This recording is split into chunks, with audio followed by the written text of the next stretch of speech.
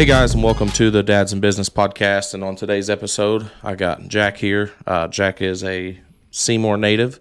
It's nice to get somebody who, honestly, outside of social media, I didn't know on the podcast for a change. So most of the people I've had on so far, I've actually known on a personal level. So we've got to know each other slightly over the last, month or so. So roughly. But yeah, so continue to get to know each other probably. And in general, you want to introduce yourself and tell us a little about you? Yeah, I'm Jack. From Seymour, born and raised. I went to Emerson Elementary on 6th Street until about 5th grade, and I moved out to Freetown. And then I went to Freetown and Brownstown schools until 2012. I have two little boys, Ruger and Kai, a 3-year-old and a 5-year-old. We live just on the north side of Seymour. I'm a volunteer firefighter, and I have been in the automotive repair industry most of my adult life. Okay, cool. I have 4 kids, so I have 3 boys and a daughter. So business and kids can be tricky sometimes. And Yes, sir. if I didn't have the support system I have, I don't know that I'd be able to get it done. But so you own a business. Yes, sir. So what is your business? So I own and operate Hilljaxbeards.com. Okay. It's me and my best friend Jordan Pruitt. Okay. And it really started out. It's kind of one of those great stories. Is last year or this past winter in December, we were working on cars. It's cold. We're miserable. We had this just pain in the rear car that we were working on. And so I hollered at him. I'm like, "Hey man, can you come give me a hand for a minute?" And we're standing there, cussing this car out. And he's like, "Oh man, I'm sick of this." And I was like, "Me too. How are we gonna get out of this?" I was like, "Why don't we need to start our own company?" And we both have big beards, and mine was much larger at the time. And he's like, "Why don't we start a beard company?" And here we are. That's cool. So That's pretty cool. I don't have a big beard. I don't know. I don't like it when it gets big on me for whatever reason. Me and somebody else was having that conversation just the other day. But basically, like before I had a beard, whenever I'd start to try to grow one, my face would itch, and that bugged the shit out of me, right? So, and then now if it gets too long, it like hurts, and that bugs me even more. So I'm like, I just keep it short. I don't have that issue. Yep. So, but yeah, that's pretty cool. So, did you guys come up with your own concoction? Are you? So that's something that was the hard part, is trying to find something that set us apart from everyone else. 'Cause Yeah. it's a very saturated market, and going into something knowing that you're going into a saturated market is already an obstacle in itself. Right. But we use all natural products, and then right now we only have 2 scents. We have a cowboy scent and a rise and grind. Our rise and grind is more of a coffee and black pepper, and then our cowboy is a vanilla and sweet tobacco.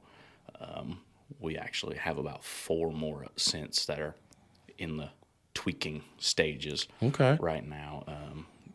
But we even have one we're trying to get out before deer season. Yeah. It's going to be an unscented like bug repellent. Oh, that'd be nice. So it's in the works. Yeah, especially early bow whenever bugs are on and it's still muggy. Yes, sir. And but Jordan is the brains behind all the formulas. Okay. I do all of our marketing online, going and being the face of the company, putting up our booths at concerts and venues, farmers markets, things like that. You got to meet some interesting people so far, it seems like. I have a knack for getting myself into situations where I get to meet really cool people. Yeah, that's awesome. And you have to have there's times where that comes in tremendous amount of handiness. So, and that's one thing, is like a lot of people call it clout chasing, and I just call it free marketing.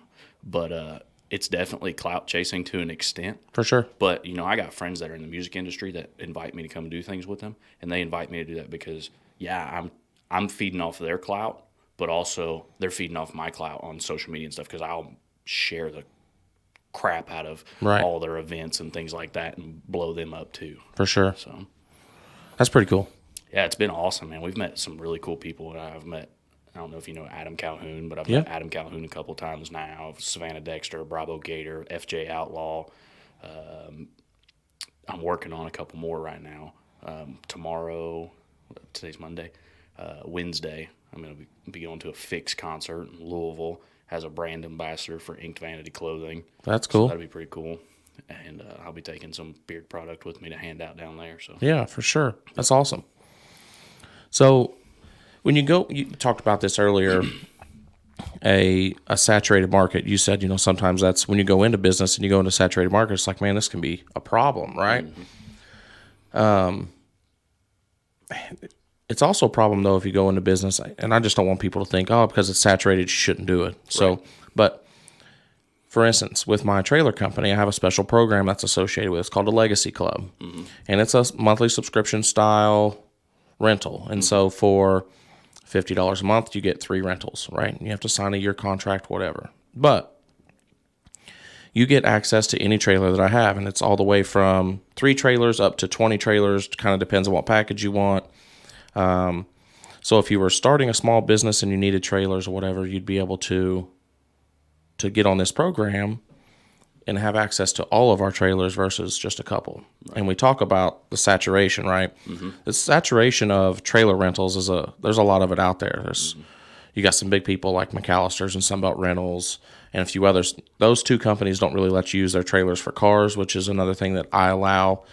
And then you've got, everybody knows U-Haul, right? They've got car trailers. They've got small enclosed trailers. And financially, I can't compete with those guys. Right. And I have no interest in it. But nobody does what we do in the regards to that monthly subscription, right, to give just anybody and everybody access to whatever trailer we have whenever they want it, as long as they have rentals available. And so when you talk about going into a saturated market, that's difficult.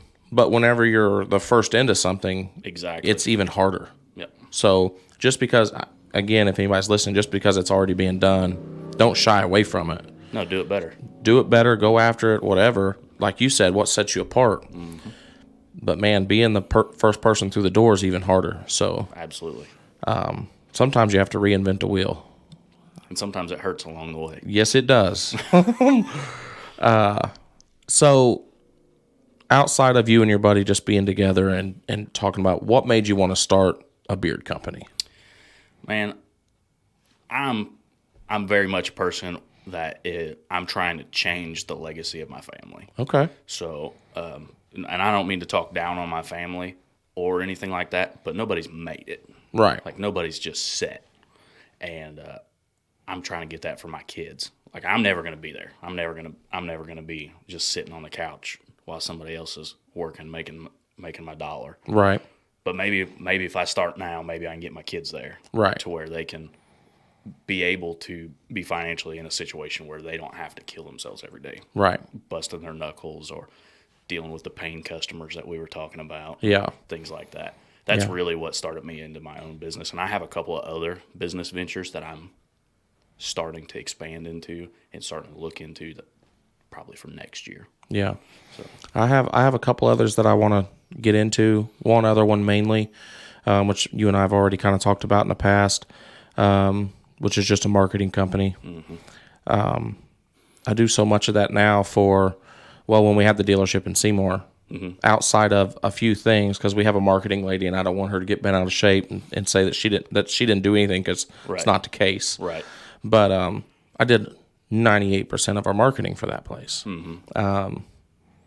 Any of the stuff that you've seen that was built, I built all of our flyers, all that stuff.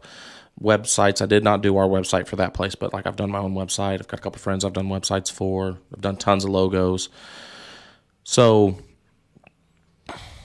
for me, I started my business for the same reason you did, it sounds like. I did it for my children, primarily because I've watched my dad, who's a huge inspiration to me because he just never quits, right? But I watched my dad as a young man or young kid growing into a man work his dick in the dirt. Yep. And I didn't want that. I don't want that for my kids. Yeah, same. I don't want to do that myself. Right. So hopefully one of these days it will be that way. But if I continue to do it, the other thing is that I started my trailer company because my kids can help. So my oldest son's 12, and he goes on deliveries with me and pickups. He washes my trailers and all of that. And so there's some things that's happened, some things he said, it's like, okay, this is working. This is making sense to him. We was in Gulf Shores playing baseball. And while we was down there, he said, So, hey, when we get home, you got to wash the trailer because we got to get ready for the fair. So I pay him $10 a trailer, right? Whatever. And he goes, okay. And so his sister's like, well, I'll help you. He's like, okay, I'll pay you $5 to help me. I'm like, okay. And then Easton's like, well, can I help you? He goes, well, not on that trailer, but you can wash the other trailer we got, and I'll give you $5. And then he's like, wait a second. If I do that, and I have them all three just wash the trailers, and I pay them $5 per trailer, if at one person a kid or one person a trailer, I'll make $5 off each trailer, and I didn't have to do anything. I'm like, yeah, you're right. He's like, that's my new business, Dad. I'm going to go into the trailer washing business. I'm like, okay, kid, that's fine. That's the way to do it, man. Get somebody else to work for your money. Yeah, that's the thing, is to figure out how to do it to where someone else does it for you. But so I think it's cool that you started it with the intent for, your kids to be the one that reaps the benefits of it. Yeah, and just like you said, I watched my dad. My dad's a truck driver. So we had when I was a kid, we moved from Freetown out towards Houston, and we bought a big farm. We had 49 acres, and we had every animal that you could ever possibly think of. I mean, we had llamas, we had an ostrich, we had a peacock. I mean, but primarily we had horses, chickens, cows, pigs. He's gone all week. He left on Sunday evening or early Monday morning and didn't get back till late Friday night, early Saturday morning. My stepmom took care of the kids for the most part, and so it was me and her making the farm happen. And man, I seen that, and I'm like, man, I don't want my kids to have to do that stuff. Like, right. I don't want them to have to be breaking their backs after school, Monday through Friday, putting the farm together because I'm too tired or I'm wore out, or not that he was that way. He just was gone. Right. But just I think as a parent, your ultimate goal should be able to provide a better lifestyle for your kid than what you ever had. So for sure. Whenever I was a kid, before you bring up the farm, I grew up on a small dairy farm. Grew up on. We lived there for a few years. But same thing. I mean, my dad worked all the time, so I fed and watered. I milked twice a day. I mean, and I think there's some things that come with that just teach you that, hey, you really do have to go work hard. And even if, we talk about what you want your business to go to your kids, right? And you want to see them reap the rewards of it. But even if that happens, they're still going to have to work hard. They just won't physically have to work hard. They're just going to have to mentally do it. Right. And I want them to be able to work hard on whatever their adventure is. For sure. I want them to be able to set up, for me, and I'm sure you as well, being a small business, you fund that out of your own pocket in the beginning. Oh, yeah. And it hurts. It does. Especially if, we just got full custody of my two boys, and I opened a small business this year. So there was a very large expenditure all within a few months. Yeah. That just, wrecked every dollar I've ever saved up. Oh, for sure. And now it's finally starting to climb back out a little bit. Yeah. But, there's 4 or 5 months there where you're just fingernail biting at the end of the month, like, Yep. And it still happens, yes, right? Sir. Like we talked about before, I just got done with the fair, right? Fairs aren't cheap to get into. Nope. I probably got $1,000 wrapped up into a week at the fair. Where'd that money come from? Because it wasn't in my business account. Exactly. Right? So I had, you just do it, and then you figure it out. And that's just, I've been doing less with more for so long, I don't know how to do it any other way at this point. That's a fact. So you still work full-time? I do work full-time for a large insurance company. Okay. I'm a claims adjuster. So that's cool. I drive around all day and look at people's wrecked cars. Yeah, that's cool. It's not a bad gig. Yeah. You get some people that are not happy when you tell them that their brand new truck that's got 500 miles on it's totaled. Right. But it happens. Well, especially right now because they're hard to get. Well, it's hard to total them right now. Oh, I'm sure. It's crazy. I wrote a $22,000 estimate on a Jeep Friday, and I was crossing my fingers. Trying to figure out if it was going to total or not. Nice. It's crazy. But, the used car market's so hot that it's... Yeah. Well, and when it comes to a new truck, like you said, 500 miles being totaled, if it's a heavy-duty truck, Super Duty, or a heavy-duty truck, shoo. Yeah, those people are 8 months out without a truck. Mm-hmm. And for most people, that's not an option. Right. Most people, you don't got just an extra $80,000 truck laying around. Right. So how's that work? So you go out and you write estimates. Yep. So do you work with body shops, or you just have to do that on your own? So mostly I just drive around to body shops. Okay. And then I write my estimate, and then I'll present it to the body shop, go over the estimate with the body shop, and, see if we have any discrepancies, anything. I'm human. I miss things when I write my estimates. Right. I'll forget an R&I, a mirror or something like that, and they'll catch it, and I'll get it fixed, and then I call the customer and let them know, hey, this is what it's going to cost. This is what we're going to pay. Here's your deductible. If you want any repairs beyond that, then you need to talk to the body shop, blah, blah, blah. Right.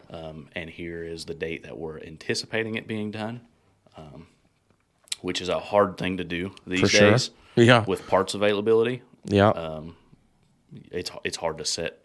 We call it ECD, estimated completion date. Right. It's really hard to set estimated completion dates because with the parts market right now, you just never know when you're going to receive parts. Well, I know again, I never did insurance adjustment, right? But I have a service background. Mm-hmm. Long story short, I went to Lincoln Tech right out of high school.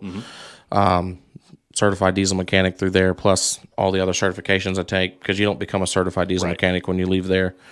And my wife has an auto degree from there. Okay. And so I spent 10 years I can't say 10 years. I probably spent 7-8 years in that industry between wrenching and then writing service. Mm-hmm. And I did some writing service. I don't ever want to do that again. Nope. No. I don't think anybody that does that job enjoys it. No. And I had a guy tell me one time I was making, I don't know, 40 or 50 grand a year writing service, which isn't very good. No. And because I hated it. And he's like, I would not come here and do this job for anything less than 75 grand. So if you're coming here and you're making less than that, do something else. You need to go do something else. Yep. And at the time I was young and I was like, man, there's no way I could do that without ripping people off and blah, blah. And I look back now, I'm like, it's not ripping people off. And you can't look at it like that when you get into sales. It's giving them options mm-hmm. and letting them make the decision to make the repairs to their vehicles or not.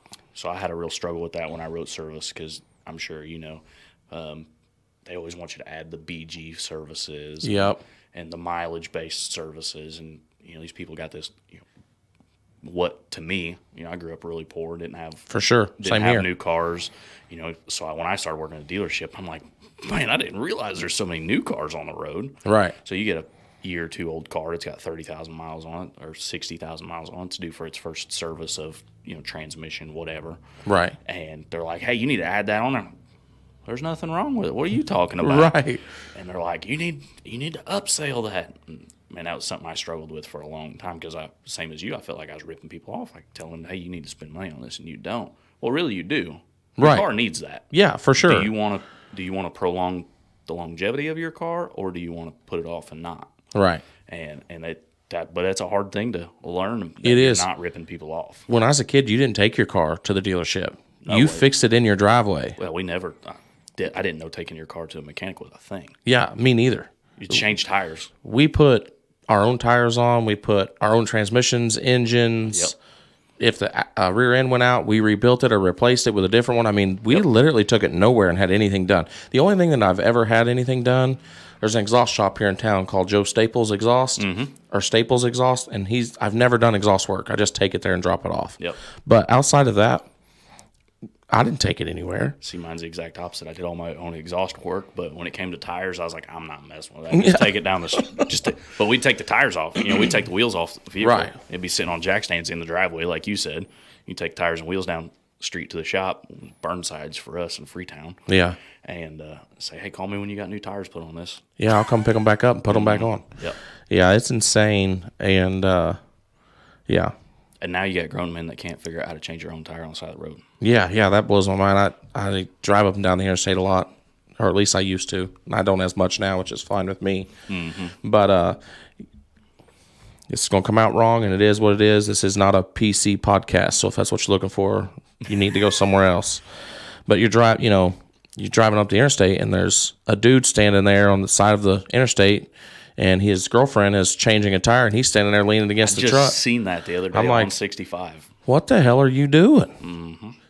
If I did that and my dad drove by, he would to this day pull over and beat the shit out of me on the side of the interstate. I'd be getting hit with the tire iron. Yeah. That's a fact. So I think it's cool that she knows, right? That's great that she knows, but if she's with a dude, she shouldn't have to do that. He should be out there doing it. For sure. So, and there ain't no sketchier place to change a tire than on the side of the interstate. Oh, God. I'm sure. Well, you guys don't have an interstate that runs through your fire service area. Not anymore. So when I started a fire service in Columbus and Wellsboro. Okay. For Jonesville and what is Wayne Township. Mm-hmm. And we covered from Jonesville exit to Wellsboro exit, which if you know anything about the interstate, they call that Hell's Gates. Mm-hmm. And there's a reason. Mm-hmm. If there's an accident in that area, 9 times out of 10, it's terrible. Mm-hmm. And, man, I spent so many nights and evenings, and I don't like the interstate. Me either. I don't like the interstate since I've been too much time on it. Yeah, I've seen too many bad things. Mm-hmm. When I first got out of college and I went to work for TA in Seymour, mm-hmm. There's a heavy diesel mechanic there. You do road calls, right? And so I did a road call down on 264 down in Clarksville. Okay. And it's right there. If you take 65 south, you hit 264. Mm-hmm. Right there where 264 and 64 all come together, right there at the off-ramp. Yep. Or 264 off-ramp comes into 264. That's where the truck was broke down. And so you've got the normal interstate plus people trying to merge. And when I left that site, I went back to work. Said, hey, I'm not doing any more of those. And they're like, you will or you won't work here. I said, that's fine. I'm totally okay with that. I'm not doing that anymore. Yep. I spent 8 hours on the side of 264 with a truck driver standing here in my ear talking to me while I'm trying to work, pay attention to road coming, or the road and people, traffic coming. Man, it was awful. I'll never want to do it again. Being on the interstate is terrifying. Yes. And people do not pay attention. No, God, no. It doesn't matter if you got flashing lights. It doesn't matter if you got a siren. It doesn't matter. Yeah. No, it's insane. And part of the problem is our cell phones, right? Oh, for sure. And I'm on mine way more than I should be when I drive. Absolutely. Because I don't stop. And so emails, text messages, whatever. I worked for Sunbelt Rentals. Yep. I worked for Sunbelt Rentals one time, and I was in my company truck. My mom was with me. I had my cell phone, and they had an iPad. Well, it was a laptop at the time. And I'm driving down the highway. Unfortunately, I shouldn't be telling this story, but I'm driving down the highway. I've got my computer hotspotted to my phone. I've got my computer up on the center console, and I'm driving and answering an email / sending a quote at the same time. My mom was in the passenger seat. Mm-hmm. She's like, hey, you want me to drive? I'm like, no, I got it. She's like, I don't think you do. You need to pull over and let me drive it. You could do that. So I know that when you're driving, you get distracted and shit happens, but being on the interstate and working accidents, it's awful. And you're working on this side, and shit happens over here, and they end up in the median because they weren't paying attention. It's terrible. Yep. And stuff happens so fast. Yeah. That's the thing. Well, and nobody runs 70. Right. And, that's what I was going to say. 70 mile an hour is the limit. Right. Who runs 70? Ain't nobody. No. Everybody's running at least 75. Yeah. Hands down. Yeah. Everybody uses that 5 mile an hour grace rule. Yeah, and I use 9 of it. Yeah. So. Or 15 or. Right. Depending on where I am. Exactly. But, yeah, I don't miss being on the interstate, and I won't anymore. But no, we have the interstate runs through our fire service area. Really? So, yeah, we get toned out. So how does that work? Our department's weird. We don't do medical runs. Okay. At all. That's interesting. Yeah. So we do not have Curiosity, why? Old heads. Really? Don't want to change their ways. Like it the way it is. Shocks me that you still have a fire department then. Yep. If you want me to be honest with you. Yep. But we do get toned out to help out occasionally. Yeah. Like lifting assistance and shit. Even on like the wrecks and stuff, we go help stabilize stuff, help move stuff around, help traffic control, help clean up. Right. All that, all the fun firefighter stuff that nobody talks about. Right. So I've spent many a time on the interstate cleaning up semi-wrecks and other things that are not the greatest. Yeah, it has its baggage that comes with it for sure. Yes, sir. We kind of went way haywire here, but so we talk about wrecks and just what you do, right? Mm-hmm. With your with your company, how do you what does your day look like with your schedule? Right. So I work 9 to 6. So I know how my schedule works. Like, how do you schedule your day? So my day changes every single day. I get up in the morning. I do not get up early. I'm not an early riser anymore. I used to be. Same here. Now I stay up too late working on the beard company at night to be able to get up early. Right. So, I get up 20 minutes before it's time to head out the door to go to work. And, I check my laptop, look at what appointments I've been scheduled for the day. And then I look at my tasks, which is be like calling customers, updating them, their parts didn't come in, this didn't come in, we need to change this. Is that through some kind of like CRM? Yeah, it's through like Mitchell. Okay. And then the company I work for has their own I got you. version of that. Right.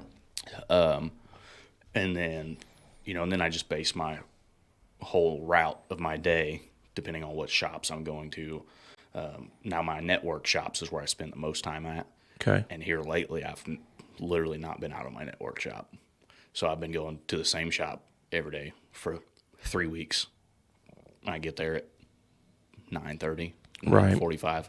I stay there till 4:30, 4:45, and then I drive home. Yeah. So, and then, it just depends. Someday I show up and I have, last week I think I had a day where I had 16 cars to write in one day. That seems like too much. It was. Honestly. I didn't get it done. Yeah. It's just more than a person could get done. And then today, I had, I think, 11. And then, Friday I had 4. So it just depends on how many people wreck their stuff. Right. Well, so when you get done working, you have fatherly duties to do, obviously. Absolutely. So you get done there. When do you actually start working on your beard company most of the time? So it really depends, so I'm very fortunate. I got a lovely old lady, and she picks up the kids from daycare, brings them to the house. She usually gets started on the housework and dinner and stuff, and then I come home, and then just depending on what's going on, that's usually about the time I start. Yeah. On beard company stuff here and there. We're still growing, obviously, so I'm all the time working on new displays for products, new merch, just you name it. Yeah. So, I come home. I usually change my clothes when I first get home because I'm usually wearing pants, and I do not like wearing pants in the summertime. I'm a shorts guy. Right. Well, I typically have shorts on, but today I don't have blue jeans because it was going to be raining, and I hate being wet. Yep. So I'm normally a shorts guy, so I'll go home, throw some shorts on and the Crocs. Yeah. Got to rock my Crocs. And then I'm almost immediately out in the garage working on displays, or I'll have my iPad up and I'll be streaming on TikTok on the beard page while I'm working on something else. But usually when the really nose to the grindstone happens is between like 8:30 and 4 o'clock in the morning. Right. She goes to bed. The kids are in bed. I'll close the door to the office. I turn on Spotify way louder than it should be. I get yelled at for it all the time. Right. and then I just go to town. Yeah. And, I'm sure you know it. I have ADD really bad. So do I. So I'm like, oh, I need to design a new flyer. And I'm like, man, I want to change the logo up a little bit for this flyer and make it fit the event. Yeah. So then I'm spending 2 or 3 hours changing this one little thing so I can build this other thing, and then I don't get anything done. Right. I struggle with that. Yep. And my day's similar to that. So I don't have to be at work till 9. Yep. Beautiful thing about the car business. Same. When the kids was in school, it was nice because it forced me to get up at 6:30, get them around, get out of the house by 7:30. And I say 6:30. Let's be real here. I didn't get out of bed till 7. Mm-hmm. 6:30 alarm. Right, 6:30 alarm. I don't get out of bed till 7. Kids get up. I get in the shower. My kids are old enough now that they're 12 and under, but they're old enough now that they can half-ass get themselves ready. Mm-hmm. And so, hey, I'm getting in the shower. You need to be ready when I get out. Mm-hmm. Right? And so I get out of the shower, get dressed, get ready, and I come downstairs, make sure they are ready, or if they aren't, we argue and we figure out why. and then get them ready, and then get them to school, which I got to have them there by 8. So, and I live 5 minutes from the school. So usually we don't leave at 7:30. We usually leave at 7:55, and they get there at 8 o'clock. My son likes to joke, those stupid seatbelt dingers. I hate wearing my seatbelt. I know you're supposed to, okay? Me too. But I hate it. I don't wear mine. And in my truck, I don't even know if my dinger works, okay? It may go off, it may not, I don't know. But I bought my wife a minivan. Never thought I'd have a minivan, whatever. We have it, and I love it. They're great once you get one. Yeah, and they had one of the vents closed, and it was whistling, just ever so slightly. And I'm like looking around, and Trayton's like, "What are you doing?" I can't stand the Do you little have noises. that stupid fucking thing blowing in the background, that little whistle? He goes, "You can hear that?" I'm like, "Yeah." He's like, "You can't hear your seatbelt dinger? That's been going off since we left the house 10 minutes ago." I'm like, "No, that thing hasn't went off at all yet." He's like, "Dad, it hasn't shut up since we left. How do you even hear that thing?" I'm the exact same way. So recently, my girlfriend Sarah, she was so tore up about this. I was sitting, I can't hear. I really don't hear well. And I was sitting in the office, and I yell at her in the bedroom, like, "What is that noise?" And she's like, "What are you talking about?" Well, our refrigerator had produced a little bit of a leak in the Freon, and I could hear it whistling from the office, which is all the way on the other end of the house. Yeah. And she's like, "I don't understand how you don't hear me yelling your name from 15 feet from you in the house as loud as I can, but you can hear that from across the house." She's like, "I can't hear that, and I'm trying to listen to it." Right. And that's what my wife tells Selective me. hearing. That's what she says. You got a really bad case of selective hearing. I said, "You're right, I do." Yeah, oh, it's your voice? Right. Let me turn that down for a minute. Oh, shoot. That's cool. And so we'll go back to the whole ADD, and that's the ADD thing with me, right? I squirrel really easy. I do that all the time. I start working on something. It's one of the things my wife hates, honestly, is like when I get something new that I'm working on, or I want to design something for the business, I'm all in, and I lock in on that, and I'm not doing anything else Until I'm done. until I'm done. I may not be finished when I'm done. Right. When I'm done, not when the project's done. Exactly. I'm really bad about that. And so there's been many nights. Let me back up just a second. Again, I get up, I take them to school, I go to work. Work 9 to 6. And then I do whatever's needed to be done of an evening. Like I'm starting to do the podcast of an evening. I was doing them on Sundays. Sundays will free back up with me because baseball's almost over. But do what I need to do of an evening, get everybody else taken care of, and then I'll go to work at 9 o'clock on the business stuff. Yep. And, it's been many nights. My wife's like, "Hey, it's midnight. Any chance that you'll come to bed so we can go to sleep?" I'm like, yeah, give me 15 more minutes, and then it's 3 a.m. Yep. All the time. Right. Or I'm sitting in bed with my laptop in my lap. Yeah. That's what drives her nuts. Yeah. So I get it. It's tough. I've lost sleep because of it. I lose sleep all the time. I'll be laying in bed staring at the ceiling, and she'll be half asleep, and she'll be like, "What's on your mind?" I'm like, "Nothing. I'm just laying here." She's like, No, it's not nothing. you're thinking about something. Something. You're thinking about something. What is it? And so then I'll tell her. She's like, "Why didn't you just tell me?" I'm like, "Yeah, it's because it's in my head. It doesn't matter.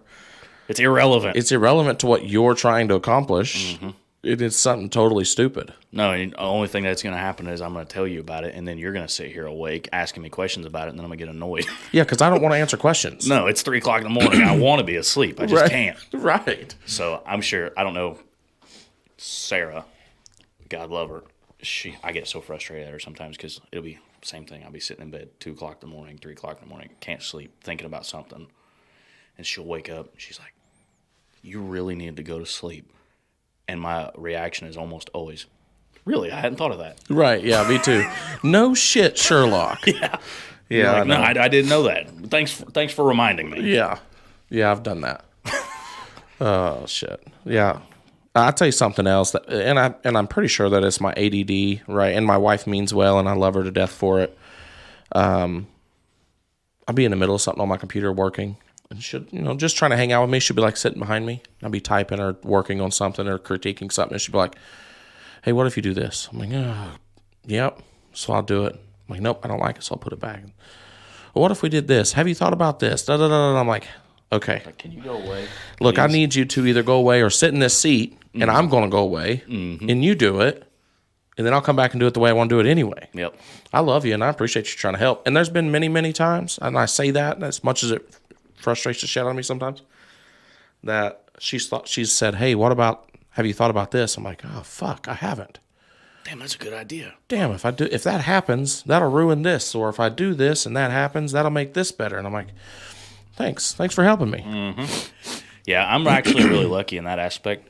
Sarah stays completely out of the beard company. Yeah, that's cool.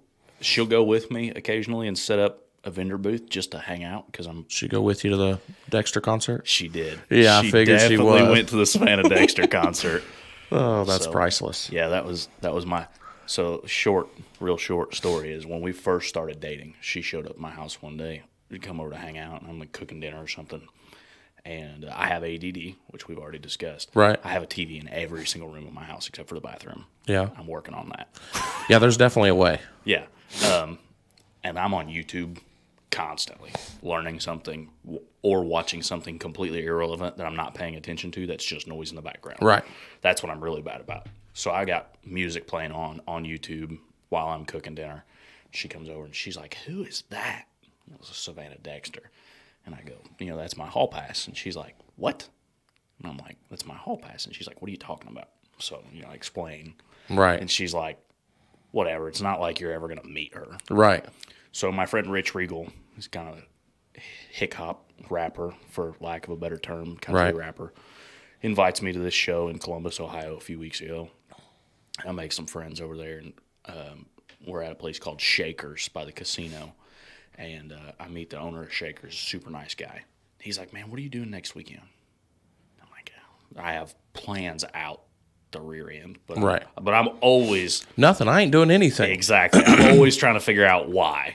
Right. So I'm like, man, I don't know. What's up? And he's like, man, you want to come over and set up for a sold-out concert? And I'm like, maybe. He's like, we posted 800 tickets and they sold out. Oh, shit. And I'm like... Yeah, I definitely want to. I'm like, yeah, now that you mentioned it, I kind of do. And he's like, all right, Savannah Dexter and Bravo Gator. And I'm like, did you just say Savannah Dexter? And Sarah's face is just white as it goes. And because back then, she told me, yeah, sure, that can be your hall pass. You're never going to meet her. Right. So I made my way into it and got to see her and got to meet her and got to meet with Bravo, gave him some beard product that he's going to promote for us. And that's awesome. yeah, it's a ride, and she has learned that I have a knack.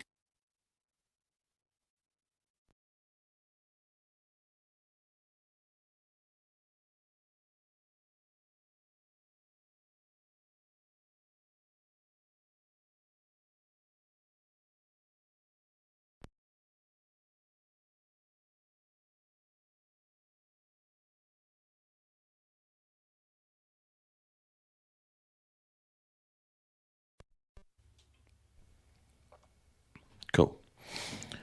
Yeah, so that's a great knack to have.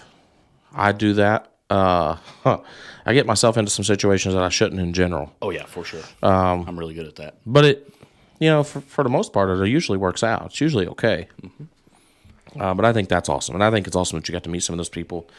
From that world, right, and Justin won't remember, but I've met Justin in time, or Justin Stowers. Yep. I met... See, I haven't met Justin yet. Shotgun Shane before him and Hosier got into it. Yep. And I met them at Black Swan, just the other side of Bedford. Yep. I was working, back then I worked in the sheriff's department. I worked in the jail, Jackson County Jail. Yeah. And I was working during that rave, so I was unable to attend. Well, it's nothing like everything I've ever been to. I've heard that a lot. Yeah. I was supposed to, so I actually talked to Justin. So we've never met. I've talked to him and his wife a few times now. Yeah. Him and Kimmy seem great. Kimmy's a wonderful woman. Yeah. I don't know, how she is in person. Right. I'm sure she's fine.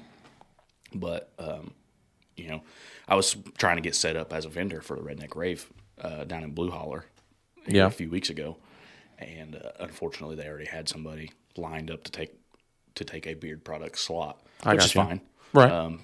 But she was super apologetic about it because I'd been trying for like 2 weeks to get a hold of them, and whatever just kept slipping through the cracks. Right. And but she was super apologetic. She was super nice. She offered me a spot. She said, if our guy ever can't come, we'll shoot you a message. We'll invite you to come along. So just like that. And what people don't realize is all these people are human too. Oh, for sure. Justin Time's not super famous, but No. to us, he's famous. Right. It's little guys like us.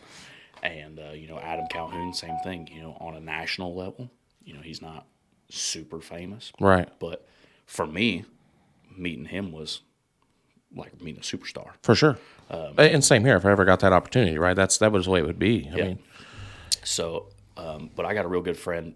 His name's Shadow Inc. He owns a tattoo shop in Indianapolis. Actually, his hat. Man, he told me one time, he was like, just belong. yeah. I was like, what? He was like, just fit in. Well, if you want to do something, just make yourself fit in. For sure. Look like you're supposed to be there. And I have put myself in so many situations doing that. I've also about got my ass whipped a few times doing that. Yeah. In certain music industries or genres, when you go to those events and you put yourself somewhere you're not supposed to be, that's a bad deal. I have been in a few situations before that almost didn't turn out in my favor. Yeah. I can talk a pretty good game. So Yeah. That's good. So I've talked my way out of a few situations that could have been a lot worse than they panned out to be. But also just treating people with respect goes a long way. Oh, for sure. That's what I told when I met Adam. Man, I snuck backstage. I got invited backstage at first. I snuck to his tour bus. Yeah. And I wouldn't touch his tour bus. I wouldn't go in his tour bus or anything like that. But I was just standing outside of his tour bus, and I'm like, hey, man, I really want to just thank you. So Adam kind of released some stuff in a very dark space in my life where I was going through a lot of stuff. And, man, it helped me tremendously. So Adam Calhoun and Upchurch's album Mud to Gold and a 2006 Harley-Davidson Street Glide pretty much saved my life. Yeah. And, I just wanted to say thanks, shake his hand. I didn't ask for a picture. I didn't ask for an autograph, anything like that. Dude stood there for 15 minutes probably and had a conversation with me. That's awesome. He just had his newest baby when that happened. So it was really awesome. And it just super down-to-earth people. And that's what people don't get is if you – obviously they're superstars, so you're going to put them on some sort of a pedestal. But if you just talk to them like they're people, they'll just talk to you like you're people. Yeah. I talked to Justin and Kimmy at the Redneck Rave for 20 minutes when we very first got there because they ran their ticket booth at that time. Yep. And I had a late 90s 2500 Suburban. It was jacked way up, right? And they had their little RV that they had rented, and they had their little ticket booth. And then there was this, we was like parked really close to them, who we was with. We was all parked just right there. And as I was leaving, not leaving, I was backing up to go to the mud pit with it. I was this little bitty round tree, man, like 4 inches round. And I had a reach hitch in my truck, thankfully. And I backed up and I smoked that fucking tree. And Justin and Kimmy are over there just laughing, right? Couldn't do that again. I could never hit that tree again with just the reach hitch and not tear up the rear window and something else. And so Justin made a comment, something like, oh, that tree come out of nowhere. I hate when that happens. And so, we had a good time, and I talked to him a couple times, and then we went on about our way. But from the small interaction I've had with them and then getting to continue to watch them grow, it's incredible. And Adam's the same way. I got to, watching him grow.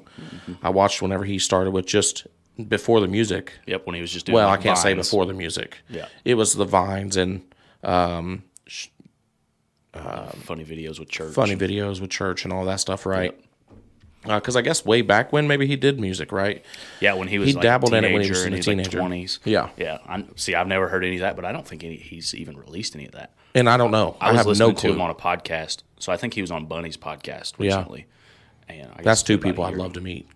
God, I'd love to get to spend some time with Jelly Roll That's in the works for me. and Bunny, because I think And I love seeing Jelly Roll on the blow up side of things right now, Man, right? it's incredible, isn't it? But people are like, well, how is, she's only with him because of the money. But man, whenever Bunny met Jelly, Bunny had the money. yeah, it wasn't him. No, he was. I mean, I'm not knocking Jelly. I love him, but Right. he was kind of the broke deadbeat musician that Right. didn't seem to be going anywhere. For sure. No, I don't feel that way about him. Obviously, Right. No, neither do I. And I think his story's incredible. Yeah, and so and I love. So this is one thing I get a kick out of, and I was talking to my other musician friends about this.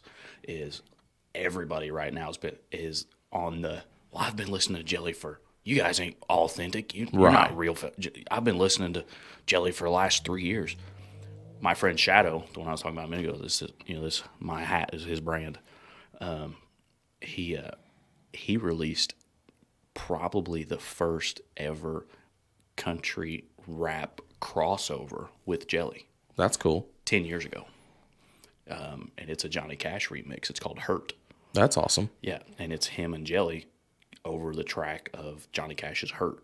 Right. It's incredible. I love it. But I've been rocking that song for over 10 years now. Right. And people are like, "Oh, I've been listening to Jelly forever." And I'm like, "Well, what about this stuff from 10 years ago? You know this?" And they're like, "I've never heard that before." Right. Right. So, Yeah, no, I'm a big fan of comeback stories. Mm-hmm. That's what this podcast is about for me, right? Mm-hmm. My podcast, when I very first started, I know you've listened to some of them, and I said it before. all of them. Thanks.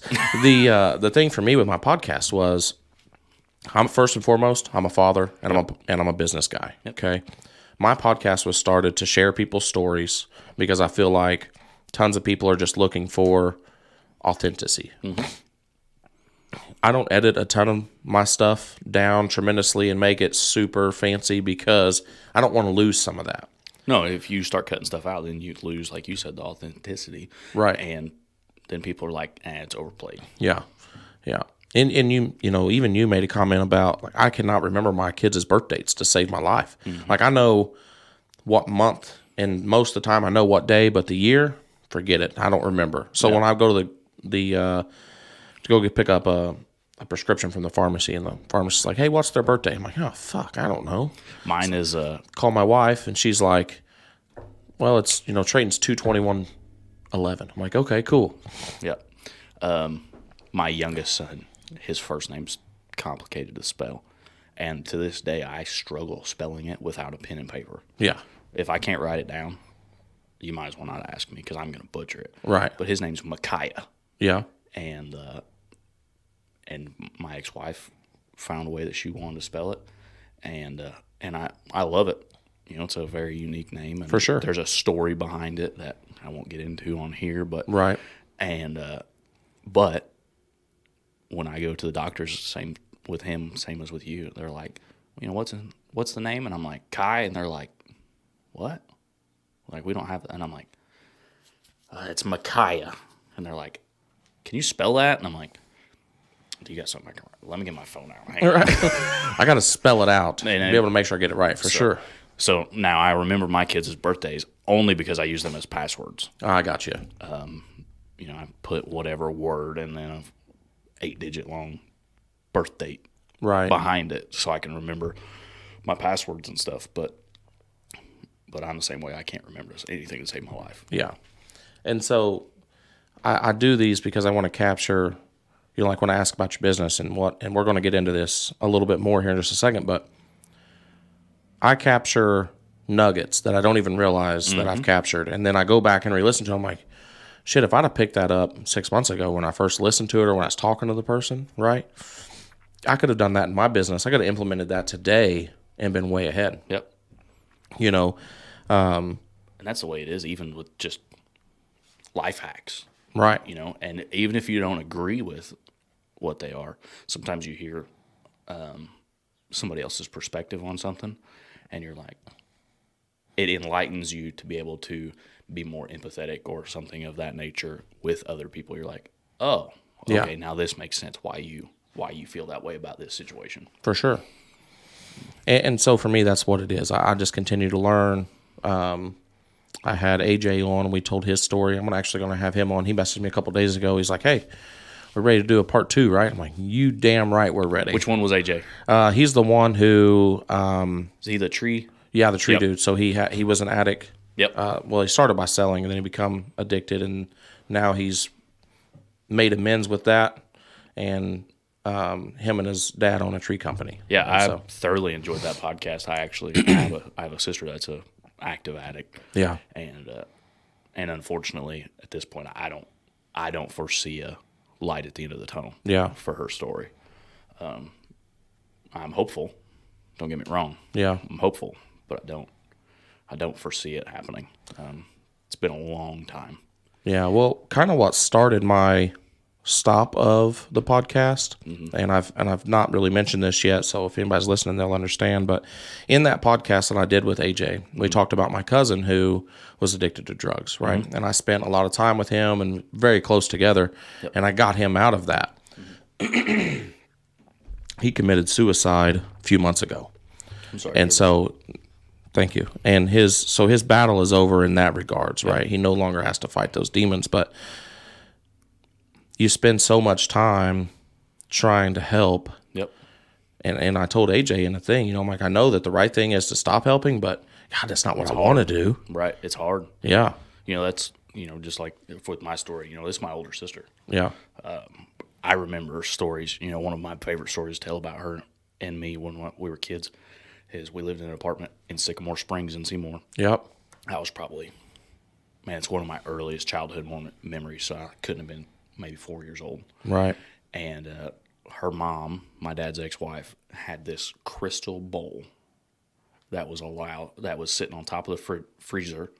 No one was allowed to use it for anything, ever. You weren't allowed to touch it. You weren't allowed to look at it. You weren't allowed to breathe on it. And all I remember is her wanting to make Jell-O. And we were looking for a big bowl to make Jell-O in. And she's like, we can use that one. It's like 6 o'clock in the morning. Our parents are still asleep. We snuck into the kitchen. And I stand on her back and get this crystal bowl. And all I remember is falling backwards. Oh, shit. And shattering that thing to pieces. Oh, man. And Mindy was pissed. You'll have that. And but now I won't even. She's never met my youngest son. I won't let her in my house because she's so far gone. I had a friend message me today saying that she's seen her buying drugs right down the street from her house. Yeah. And now it's she's lost everything. She had a fiance. They were about to get married. They had a house. They had 2 kids. Shout out to Kyle because he's phenomenal. He's got the kids now, and they're so lucky to have him. But ever since then, her world has just crumbled, and now we're looking at. That started when I was probably 18, 19. Yeah. So close to 10 years that she's been struggling that fight, and right. So kind of in your like what you were saying is, my dad. This is what I was talking to my friend about today is, my dad waits for a phone call every day. Right. And, it eats him up inside. He doesn't talk about it a lot. Yep. But I know it does. Yep. And it burns him up inside, because that, as a parent, I can't imagine. Oh, the fear that you have. Just waiting for that phone call. Because, she's overdosed 3 or 4 times now. She's been Narcaned multiple times. Right. So, at this point, we're just waiting on the call. Right. Granted, we all hope that you never actually get it, and we hope that she gets her stuff together, gets her life together. But at this point, we've all done everything we can do. Right. We've all given her money. We've all tried to give her a place to stay. We've all tried to arrange places for her to stay. But whatever that dragon is, right, it's got her. Yeah, and unfortunately, they have to be the one to tame it. Thankfully, my cousin committed suicide, right? I'm not saying thankfully for that. I got to back that up for a second. But I understand what you're saying. And it wasn't drugs. Yeah.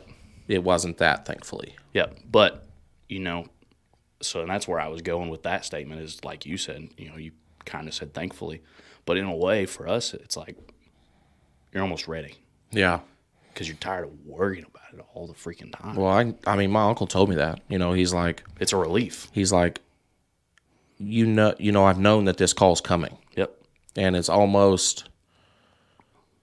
He's like, now that it's here, it's not what I thought it would be. No. He's like, it's not the relief that I thought it would be when it's over. Mm-mm. He said, but when you're going through it and you're in the heat of it and you're expecting it to be, hey, your son OD'd again. He's in this hospital. We was able to narc on him. He's back to life, whatever. Now you're dropping everything you're doing, rushing across the state or the country or the county or whatever. Yeah. Trying to get to their side. And, now you don't have to deal with that. Right. And it's as shitty as a thing as that sounds, it's the truth. Right. Because it's draining to be worried about something like that. You don't have to worry about the phone call because it's already happened. And now you don't. Now you just have to worry about. Now it's over. What do you got to do to move on from it? Exactly. Which is the harder part. I can only imagine. Right. I've never been put in that situation. Right. And I pray every day I'm not. Right. So. But yeah, that's, and it, I can't imagine battling an addiction like that. Right. I think we all have our vices. For sure. I have my basic white girl drink over here. But I just can't imagine. Right. Me and my stepmom were talking about it today, and she's like, I've been trying to, half-assedly trying to quit smoking cigarettes for 10, 12 years. Right. She's like, I'll quit for a week or two, and I go right back, and I can't imagine heroin. Right. So. Yeah. I couldn't imagine something having that kind of hold on your life that it really don't matter what else is going on. You're going to go get it. No, and that just is what it is. And maybe I say that. I guess maybe if you want to try to sympathize with it, it's my business is that way for me. Mm-hmm. I'll do whatever it takes legally and morally to make it happen. Right. So, to tie all that back together, you talk about you doing your booths and stuff, and I got to tell you, man, your booths look great. I appreciate some of the stuff, the stuff I've seen on social media, that kind of stuff. Your booths, they look great. They're presented well. I love your canopy. Mm-hmm. A canopy is something that I'm getting ready to add because, as you've probably seen, dude, I'm at a baseball park every weekend. It's a game changer. And my canopy, if I could just set it up and my wife sit underneath of it at the games and everybody see it. Just have a little bit of shade. Just to have the shade, which we have those now, but they don't have my business on them. Oh, yeah. And I think it's a waste of a resource. That's what I'm getting ready to do is have a branded tent made. Yeah, and I think having a branded tent is incredible. It's so expensive, though. I know. God, I looked at them. I'm not ready to spend $1,500. Dude, that's what so, you can buy a 10 by 10 canopy on Amazon for $100 for a cheap one. Right. You can buy a nice one for $250. Right. As soon as you type in having your logo printed on one, $1,000. Yeah, $1,000 to $1,500. Yeah, I mean you're looking at $1,000 just to have your logo printed in one spot by like 10 by 10, like 10 inches by 10 inches. Yeah, and I want a logo on all four spots. Yep. The name and the phone number on all the outside edges. Yep, same. It's $1,500, man. It's like this is insane. It is. You already got to print it. You already got to make it a color. I know it's just a canvas, but Jesus, is it really that much more expensive? Yeah, my thing was like, I was like, man, I wonder if I can get one of my friends to like screen that makes T-shirts. Like if I take it over there and help them or whatever, like that they can screen print it. But I don't know. Yeah, I don't know. I have no clue. And I have a couple friends of mine that are in that business, and it's a conversation we're getting ready to have. They just don't know it yet, and I don't mind to pay for it. No, God, I just. But $1,500 just seems like it's excessive to me for something that you can buy for $100. Right, I can go to Walmart right now and buy them $99 for a white one that's 10 by 10. Exactly. That's the rough part. Is that getting over that you're paying $1,400 for somebody to paint something onto it for. That's going to take them what? I mean, I don't want to say because I have no idea. Let's say it's a couple hours. Yeah, that's good money. Yeah, maybe we're in the wrong business. Yeah, maybe. I don't know the right way to do it yet, but I'm going to try to figure it out. Mm-hmm. So what do you want for your business? So like, what do you want out of it? My big thing that I want out of it, and this is what me and my business partner have talked about, if my business could blow up enough that I could float, I'm not trying to get rich off of it. Right. If I could float, if I could make my day job income that I'm making right now off my business so that I could pour myself into that business and other businesses. Right. Fantastic. That's like the dream. Well, and everybody, so I've talked to a bunch of successful people, and I've had some people that are super successful that won't get on here, right? And they don't want to, and that's fine. They don't have to. Right. But they've told me your first $1,000 is the hardest to make. Your first $100,000 is the hardest to make. And he said your first $1 million is the hardest. So once you make $1 million once, you're like, oh shit, this was easy. Yep. And now you know how to do it, so you can go do it again. But it's learning how to do it and changing the mindset to get there. And that's the thing. And the part, and I'm sure you know, the part about starting a small business when you've never done it before, and just, man, you're just bumping your head off everything. Oh yeah. Oh man, I've screwed up so many things. It cost me so much money. Oh yeah.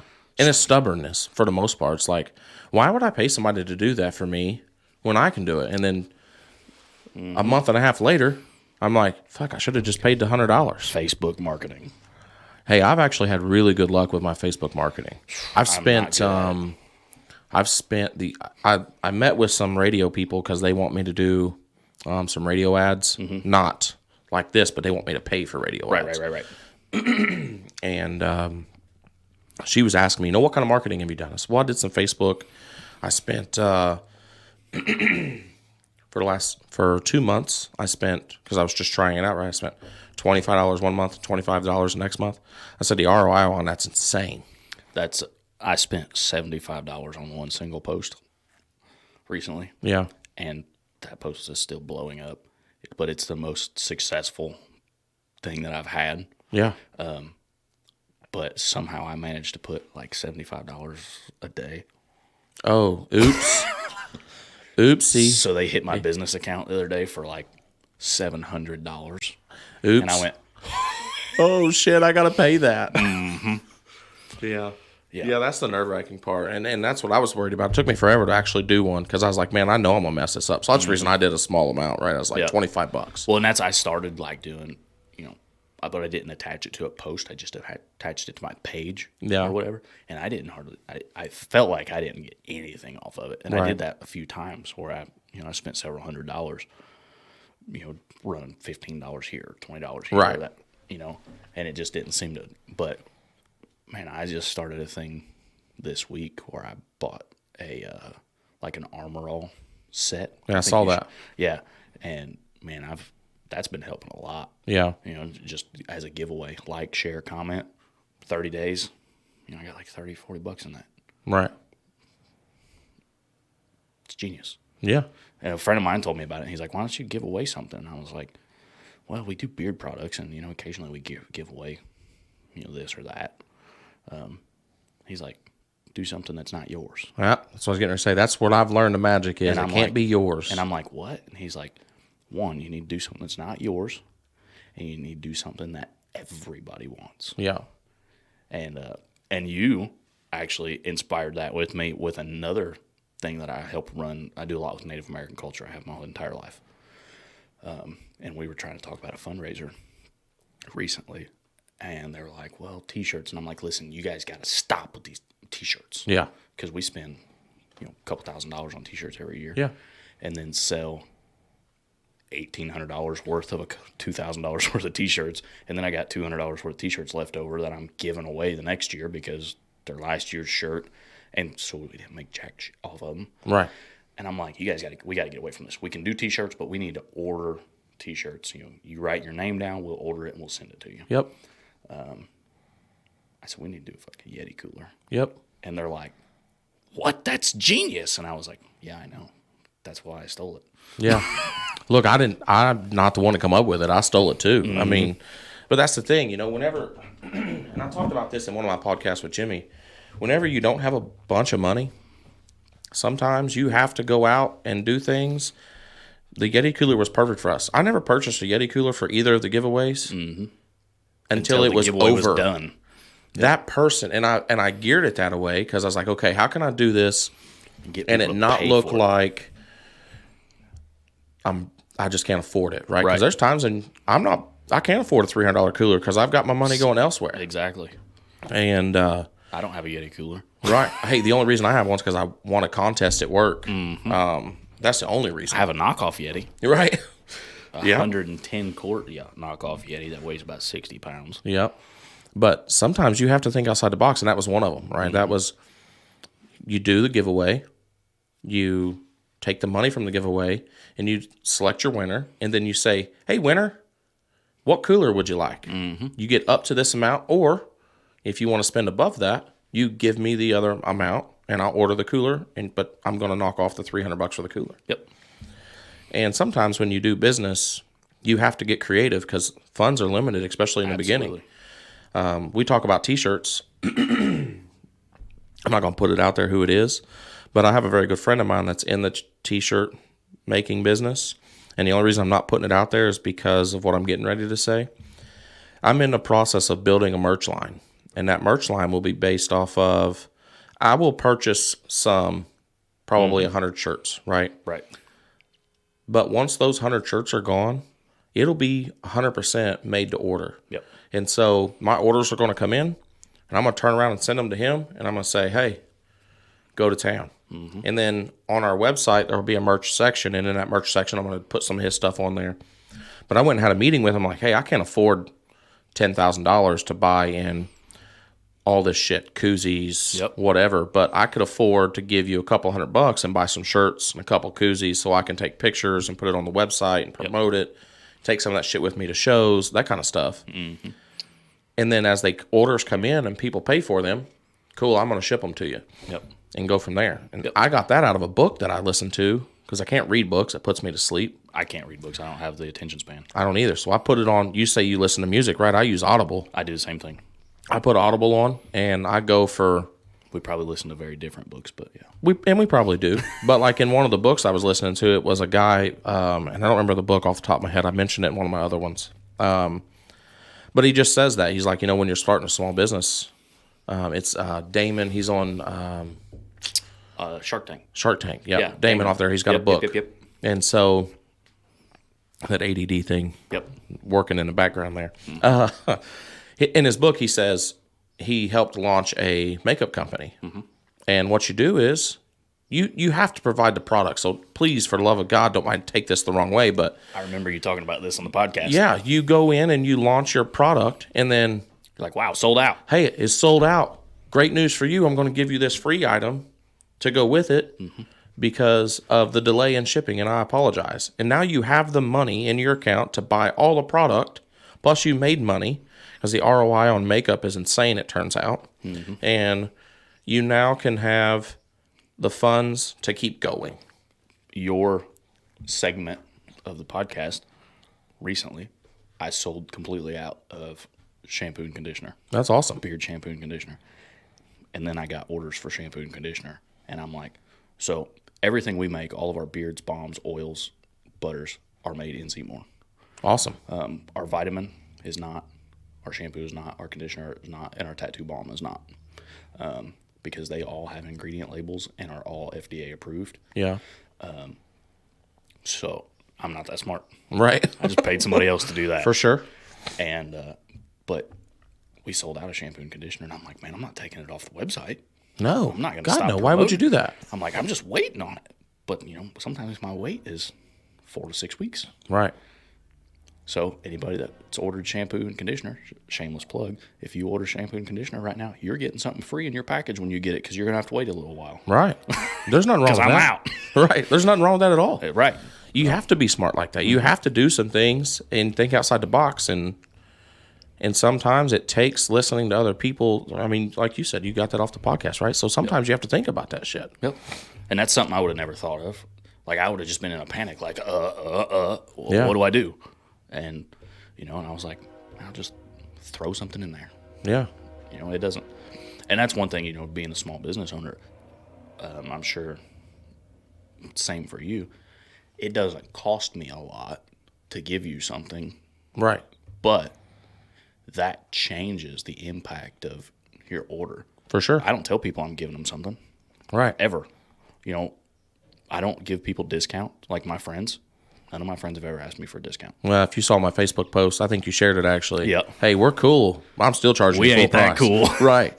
So, but my buddies that have been, I got a really good friend that we were good friends. We've been good friends for probably 10 years. And he's ordered all kinds of stuff from me. I mean, he's ordered merch. He's ordered oil, balm, butter, vitamin, shampoo, conditioner. I mean, he's on nearly ordered everything off my website. Right. Man, every time he orders something, throw something a little extra in. Yeah. Not because, not because we're buddies.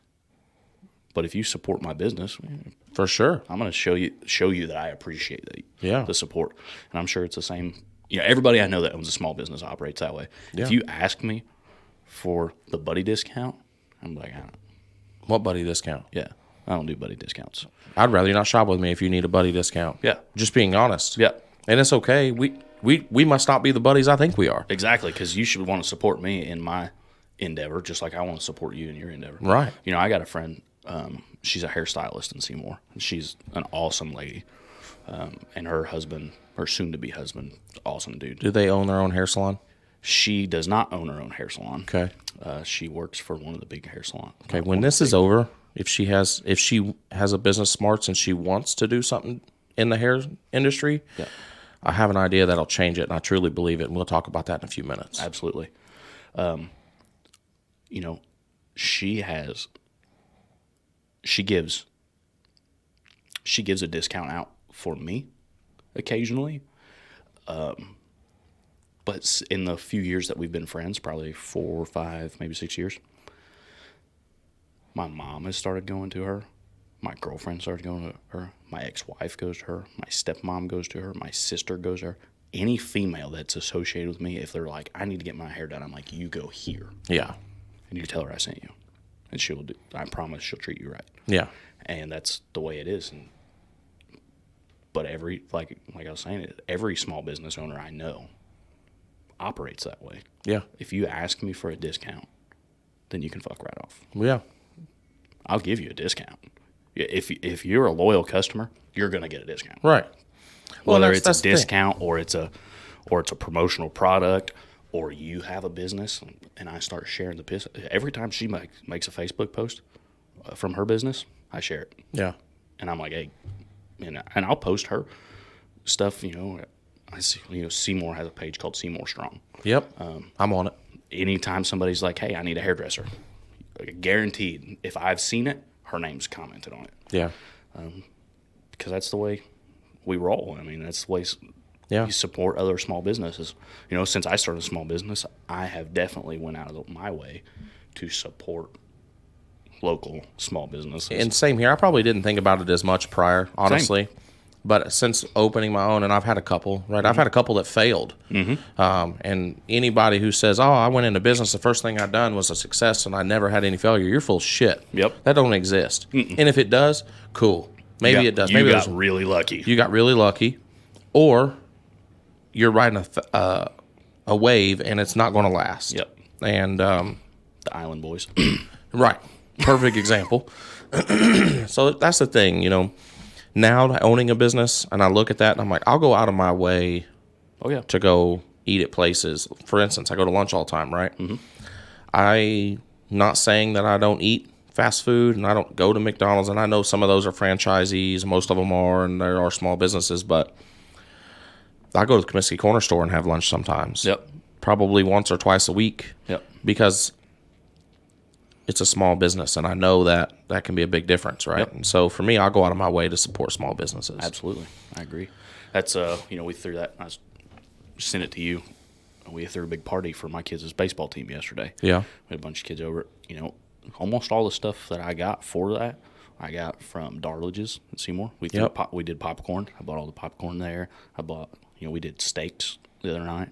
All that comes from Darlage's local. They're a really good meat place, in case nobody knows, right? Darlage's in Seymour is a hidden gem that you need to go check out. Yeah, and they have everything. Yeah. They got a line of potato chips now that is to kill for. Really? Oh, my God. I don't know. They're out of Indianapolis, I believe. Yeah. That's where the potato chips come from. Man, they're good. I didn't know that. Yeah, they're kind of hidden back shelf by the freezer section.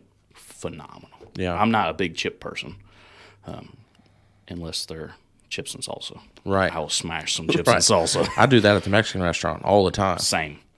But even that, I'm not knocking on El Nepal because they are a smaller business, local. But I like to get the little smaller joints than that because they seem to their food's so much better. Mm-hmm. Well, my favorite Mexican restaurant around, hands down, I don't care who's listening, is Las Chalupas here in town. I call it the Hoss. Never been there. Oh, man. It's phenomenal. Morales and Seymour is my go-to. Morales is good. It's hard to go wrong there. Now, the old Morales, before it moved across the street, Yeah. because you know where it's at now, Yeah. right? You know, it used to be across the street. Yep. That place, I feel like it was 10 times better. Yeah. But, you know, they also got robbed with people wielding machetes, Right. and you had to be concerned when you walked in there. Right. That's awesome. I think that that extra 15 or 30 years of grease that was coated on the inside of the building helped to flavor the meat. Probably did. Yeah. That's usually, though, when you get the best foods, when you walk in a place, you're like, man, I don't know that I should eat here. It's like, you know what? I do need to eat here because I bet this shit's fixing to be fire. Yep, absolutely. How long you been in the fire service? I've been in the fire service for 10 years. 10 years? Yeah, and I have another podcast that I'm getting ready that I'm super excited about, honestly, to dive into. It's called Indiana Firefight, and it's coming up. Man, I'm hoping to get a bunch of fire people on it and have a conversation strictly about the fire industry. Yeah, I think so. I don't know about over here, but in our community, man, I'm so tired of the pissing back and forth. This department does this department does that. Man, Yeah. I don't know if it's that way in Jennings Oh, County. it's everywhere. That's not just Seymour. You know, our a pissing department contest. Yeah, our department doesn't get along with this department, or this department got toned to our call, or I'm like, man, I don't fucking care. We're all here to do the same thing. Yeah. Like, I'm just here to help people, and I'm a peon. I'm nobody on the fire department. I'm a firefighter. I have probably the least amount of certification of anybody on the fire.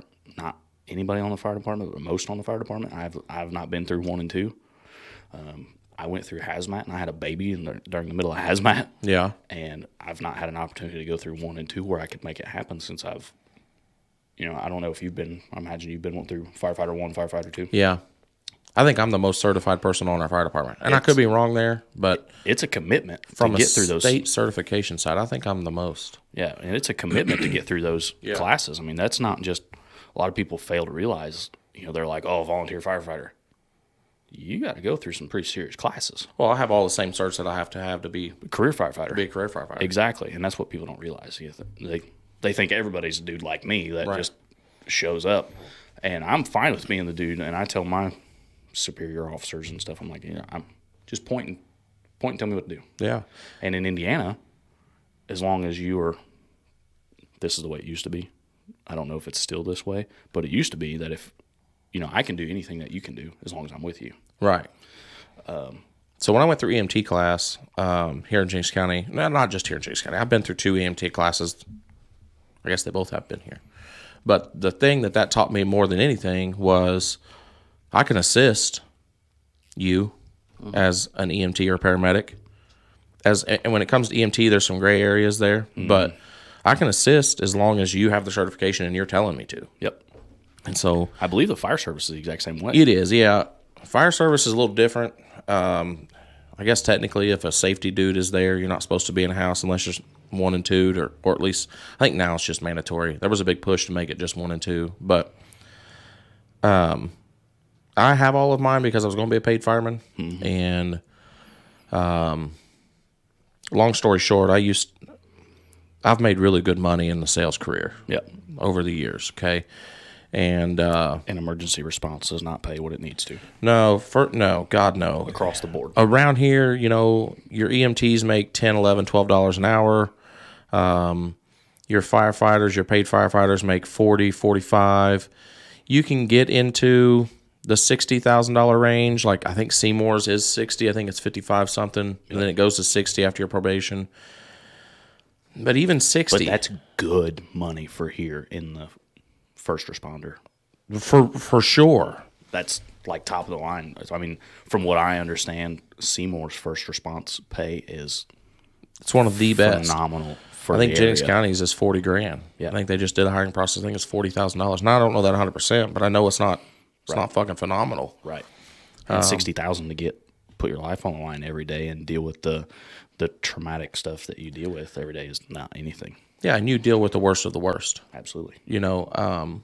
You deal with the worst incidents. You deal with the worst people. Yep. That's one thing people don't realize is like when you're a police officer, you're a firefighter, especially a police officer. Yeah. Hats off to those guys, man. I really couldn't do it. You're not dealing with the most upstanding citizens all day, every day. Right. And people get frustrated with police officers, including myself. I recently I'm very much pro-police. I have been for years. I used to work for the Sheriff's Department in Jackson County. I had an officer kind of let me down recently, and I was like, dude, this is like a problem, and it's an emergency, and you just ghosted me for a week? Right. And then, a detective got involved in our situation, and it all changed. But same thing, I get frustrated with them, and you're like, but then I had to take a step back, and I'm like, man, what else did he have going on that weekend? Because I've been there, and I'm sure you have. Yep. Get toned out in the middle of the night, you go to something that you do not ever want to deal with. Yep. And you don't ever want to deal with it again. Yep. I can't tell you how many times, man, and this is probably not the right podcast for this, and if people are listening, you need to take note, right? As a volunteer firefighter, I have held blue babies. Yep. I have performed CPR on people that I don't want to ever perform CPR on. I've seen kids thrown for vehicles, and you pick them up lifeless, and you take them to the road, and you work them in the back of an ambulance, and let me tell you something. And sometimes that's the hardest part. Sometimes you're like, this person's the hardest thing I've ever had to do is do CPR, which we call working on people, right? And pushing medicines with an EMT, paramedic, knowing that all it's for is to show that you tried in front of the parents who are there distraught. But I can't tell you how many times I've gone home and after a terrible call, and it's fucking 2 o'clock in the morning. I'm waking everybody up in my house. All of you fuckers are getting out of bed, coming downstairs. We're cuddling on the couch and we're watching fucking TV for the next 45 minutes. Because what I just dealt with, I can't fucking take it. I need this right now. Yeah. And I hate it for you guys that you have to be that for me. But I'm telling you, some of the things I've had to do, see, and be a part of, you have to. I worked for I won't say where, a place local to us a few years ago, and we got toned out on the I-65, 3 o'clock in the morning. I go out there. We spend hours out there. Becomes a recovery mission. Right. Then there's parts that are not intact. Right.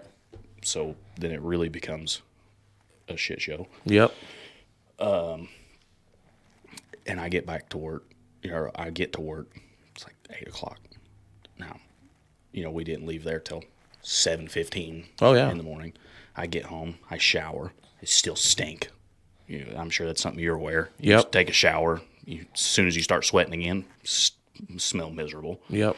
I get to work, and I'm drag-ass tired. Just dealt with at that time, definitely the worst thing I've ever dealt with. Yeah. Then my boss is up my ass. She's like, what's your problem? What are you? And I'm like, I'm just having a bad day. Right. Because they don't need it. Right. They don't understand. And I actually worked with a guy that had been a volunteer firefighter. He was an elder guy, and he was retired. And he pulled me to the side, and he's like, what's up, Bubba? What's going on? And I just kind of told him, because he was in the industry. And he was like, man, that sucks. He's like, if you need anything, just reach out to me. And we were talking for maybe 3 minutes. And I was a service. I was writing service. Yeah. And my boss comes around the corner, and she sees that I'm not standing at my desk, and I'm talking to one of the techs, and she just blows up. And she's like, you were 10 minutes late this morning. Da, da, da, da. And I told her I was at a fire call. Right. And she's like, but she's one of those people that does not give a shit. Right. Doesn't matter to her. Well, she's never needed you. Yeah. That's the difference. And she's not from this community. Right. And we were good friends. And finally, Brian just is like, he blows up, and he's like, do you not know what's happening here? Right. And so then she kind of laid off of me. But, we got called out on another wreck probably 3 weeks after that, a hazmat wreck on 65. And, my lieutenant called me, and he was like, hey, are you able to come help? Because we need help. I was like, yeah, man, if you need help, I'll be there. Right. So I left, and then we're sitting out there. Then it became we're waiting on the fire marshals. Yep. And so we're just standing on the side of I-65, waiting on the fire marshal to get there. And so I find somebody tagged me in on Facebook to news helicopters flying around over time. So I send it to him. I'm like, hey, this is what I'm up to. And my boss replies, "If you got time for Facebook, then you should be back here." Yeah. And I'm like, "You don't have any idea how this works, do you?" No. I'm like, once the fire marshal starts, like, you can't do nothing. No. You're just there until they say that you don't need to be there anymore. You've been released. Yep. So. Yeah, I used to work for Napa. Okay. Napa, when I worked for them, we did many part stores in NDOT, which is, for people who don't know, Indiana Department of Transportation. And I worked a structure fire. I laid down at like 9:30, 10 o'clock. We got toned out. You never get toned out at a convenient time? No. Ever? Hell no. 10:15, I think, is when I got toned out, 10:30. Yep. I didn't leave that fucking place. Leave the scene until 7:30 in the morning. Yep. I was supposed to be at work at 7. Yep. I had to be at the office in Madison at the NDOT facility at 7:30. Yep. I left the fire scene at 7:30. And so I'm like, okay, I have two options. I can either go to work, which I'm going to do one way or another, but I can either just go to work now and I've got ash on me. I reek of fucking smoke. Or I can go home and shower real quick and get some decent clothes. Nothing smells worse than leftover house fire in your skin. And so I'm like, okay. I sent my boss a text and said, hey, look, I just got off a fire scene. This is the first time I've been able to get a hold of anybody. I'm late. I'm going to go ahead and run home and take a 15-minute shower. Yeah, I'm just going to be late. but I'm going to be a little bit later. And he's like, hey, no big deal, right? My boss understood. Right. Well, when I got to NDOT, that wasn't okay. Right. And then I ended up getting removed from my position because I couldn't be reliable. Yeah. And then, so I ended up quitting. They lost the contract. I quit early. I went somewhere else, but. Which, if you're an employer, is very illegal. Oh, for sure. For sure. They didn't Right. do it for that reason. Right. Exactly. They did it for a different reason. They said, made some shit up to make it work out. But, exactly. I've been there. When you look back on it, you're like, oh, this is ignorant, right? Mm-hmm. Well, it was like, I don't know, Jack. This was like 6 or 7, 8 years ago when I done that. Mm-hmm. But a couple years ago, I ran into one of the people that I worked with there that just didn't understand, right? And they apologized. They're like, hey, I apologize. I didn't understand how that worked. And then I had a recent buddy of mine reach out, and he's like, hey, how does this work? Because this doesn't make sense to me. Because a lot of people think that, you call fire department, they're going to be there in 4 or 5 minutes. Well, that ain't the case at all. No, it takes me 4 or 5 minutes from the time to get dressed. For the time it takes me to start my truck to get to the station. Right. And so, if you're lucky, the person that was part of the getting me released from my duties ended up having a house fire. Mm-hmm. She's like, what was only 10 minutes seemed like 5 hours waiting for people to get there. Absolutely.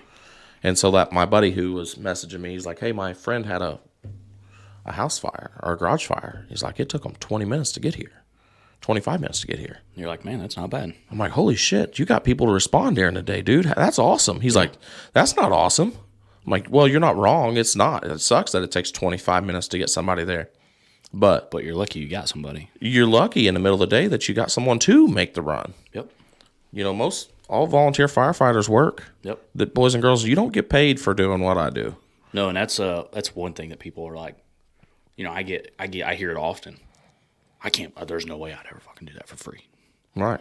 And you're like, yeah, I don't want to do it for free either, but who else is going to do it? Right. If no one else, why not me? Exactly. And so I love the fire service, and I want to be a part of the change. And recruitment is at its all-time lowest. Recruitment is terrible. I can tell you we've got 12 people in our fire department. Yeah, we have 30. Right. On our department. But you don't have 30. We have about 8. Right. And that's something else that people don't understand. Oh, they may have 15, 20, 25, 30 people, but realistically, you've got 6.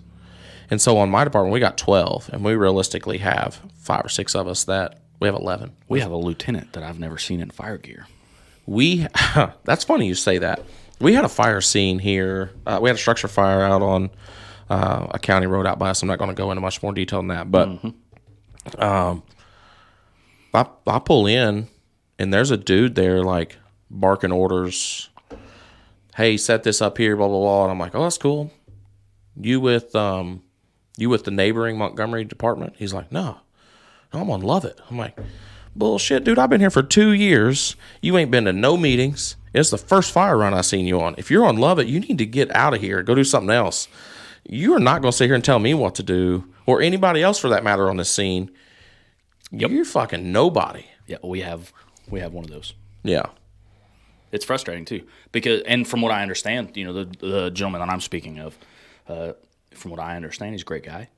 He's a great firefighter. Oh, and my guy is too. But here in the last few years, he's just getting older. He doesn't get around as well. He doesn't. I've never seen him go in a house fire. I've been on the same department for 7.5 years now. Yeah. And I won't go into some of the things on here because it is recorded and whatnot. But people are going to think I'm crazy. Absolutely nuts when I tell you this. That's my favorite thing. There's nothing better than being the very first truck down a driveway, getting to see a house fully engulfed, and being the dude waiting on water, standing at the door waiting to kick that son of a bitch in. Let's go. Yeah. See, I've never been in that situation. Now, my little boy has a story that he is just all about telling right now. Obviously you're not supposed to take your kids to an emergency call. It happens. But sometimes you're in a situation, and that's what happens. Yeah. My little boy got sick a few weeks ago at school. I had to go pick him up unannounced, and I had to go get fuel in one of our trucks. Yeah. And I'm like, hey, dude, you're just going to ride in the truck with me. So he's riding in the truck. We go get fuel. It's just our brush truck.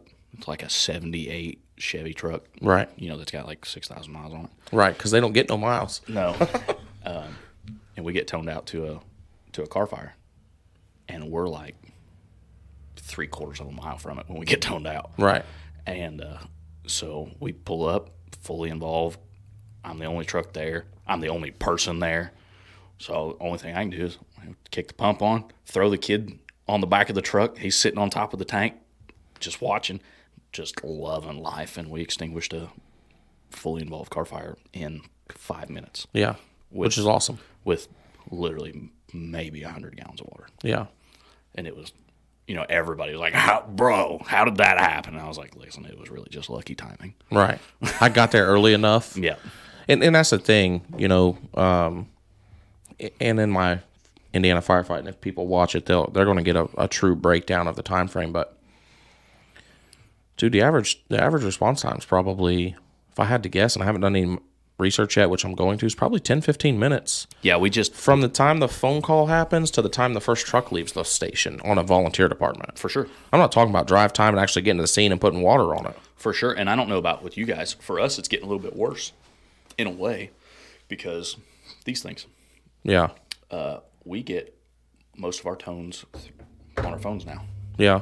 Do you use like eDispatch? Yes. Okay, so that's what we have. We just got it. So we use an app called Active 911. Yep, same thing. Okay. Well, different thing, but same platform style. It works tremendously. Yep. As long as dispatch has been trained on it and does well on it. Ours works great as long as dispatch drops tones across the low band. If they don't and they only drop tones on 800s, it does not go off. Bingo. And that's what gets us every once in a while. Yeah. So I actually live inside in my township on my department by about 10 feet. Okay. I can throw a rock and hit the other township's fire station from my house. Right. And they're our number one mutual aid. Right. Most of the time when we get toned out, I hear their truck leaving the station. Yeah. Then my phone goes off. Yeah. Well, it is slow. Yeah. So a lot of times and they hang out at their station. They have everybody hates on this department that I'm talking of in the fire service in our county. Right. Man, their response times are crazy. Well, that's why they hate them. Exactly. It's because we can't compete with them. Right. So, but they hang out at the station. They play cards at the station. And they just chill out there all the time. So when they get toned, they're right there ready to go. Yeah. And which is great. I kind of wish that we had that on our department where we had multiple people that were willing to just get together and hang out. Yeah. But like you said, recruitment right now, it's hard. Yeah, it's very difficult. And for us, you either got people that have been on greater than 5 years, Yeah. or you got people that have been on 6 months. Yeah. And see, so our department doesn't have anybody who's not been in it for longer than 7 years. Yeah, that's pretty much the way our department is too. I just said 5 to be safe. Right. I mean, I'm the newest addition to our fire department, Yep. but I have 8 years of experience. Right. And the only reason that I'm on that department is because I moved to the area. Right. Right.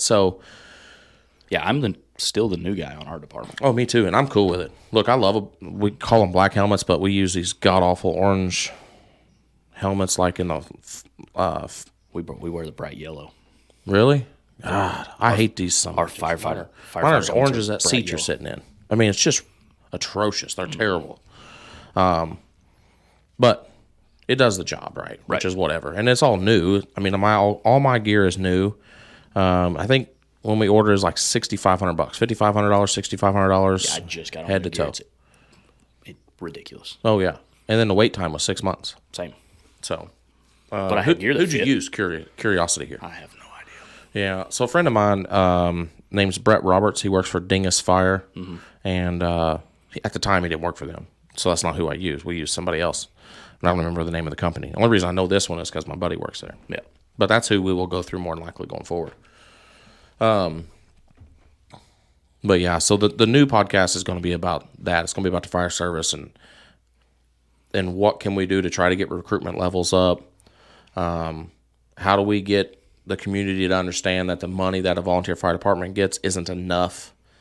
I don't know how you guys are, but we get a set amount from the local. From the fire board. Yeah, but it's not enough. I mean, it's enough to pay the bills, but it's not enough to replace hose or add foam when you run out of it.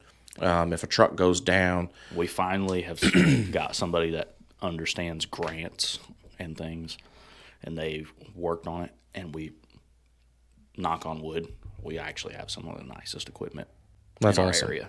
So we're still using like I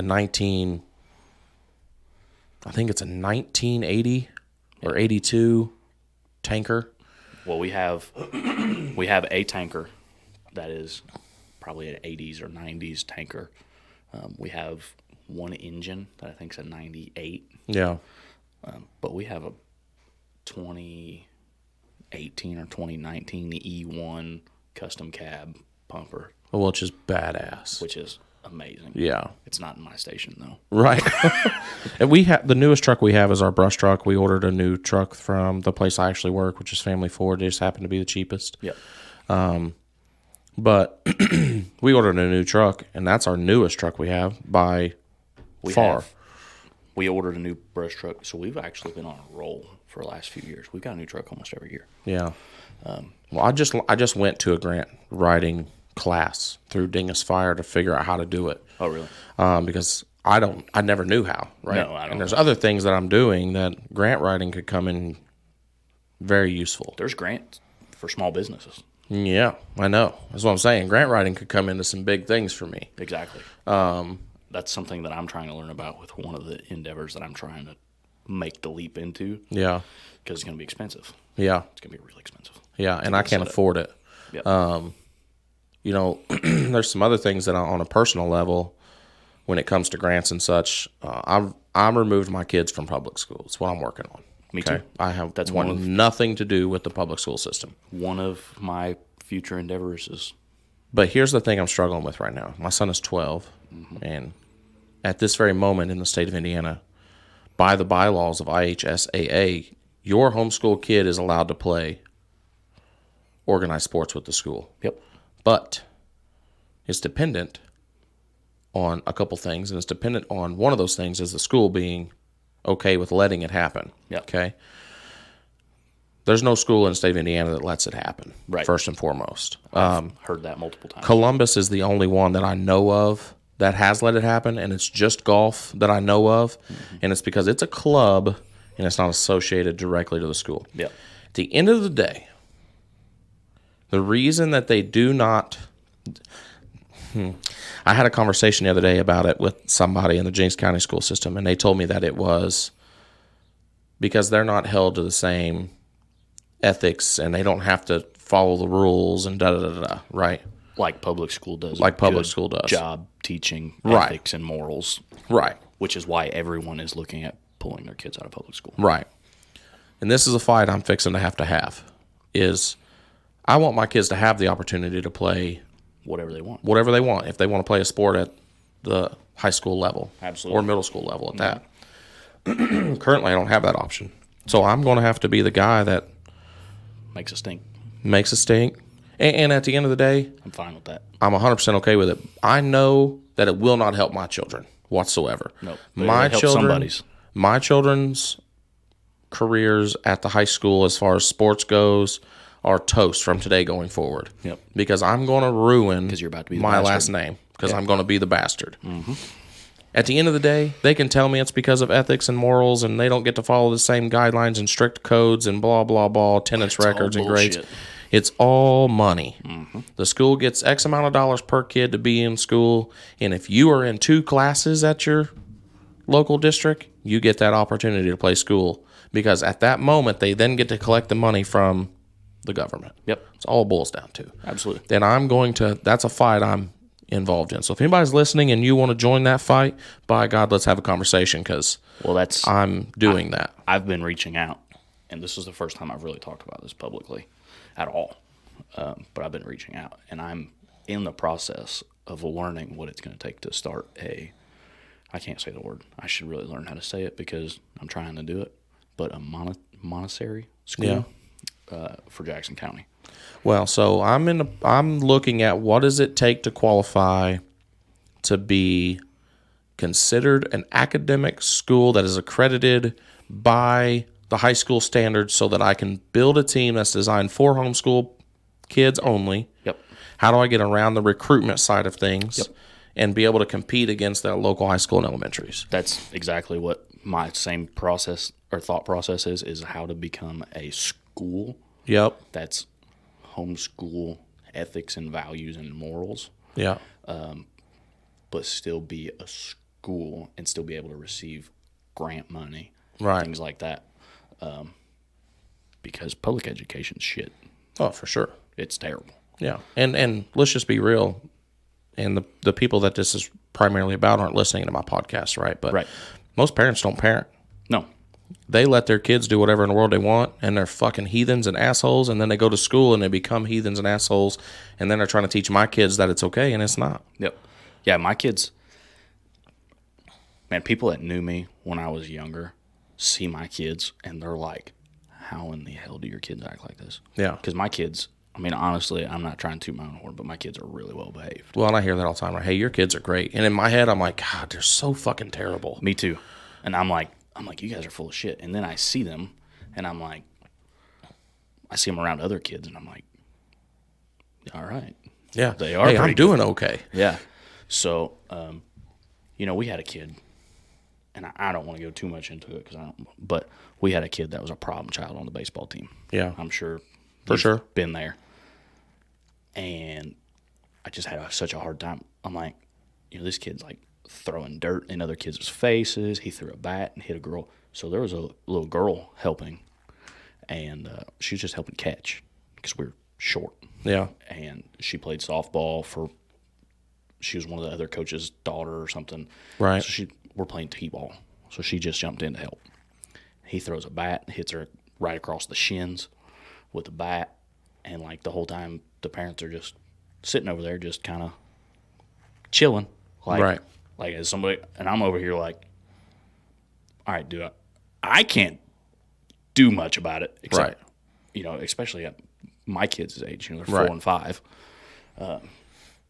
But I can't imagine my kid throwing a bat or acting the way some of the kids did, and me still sitting in the bleachers. No, they don't happen. Like nothing happened. Mm-mm. Like if my kid would have threw a bat and hit some little girl, my ass would have been over the fence. We can call my kids right now and we can say, hey, what happens if you was to throw your helmet, per se, or your bat when you come into the dugout? And they're going to tell you, Dad's going to take us out of the game. We're leaving right now because we're not going to be disrespectful. Exactly. Yeah, and that's my kids know better, man. Yeah. Lying and disrespect in my house,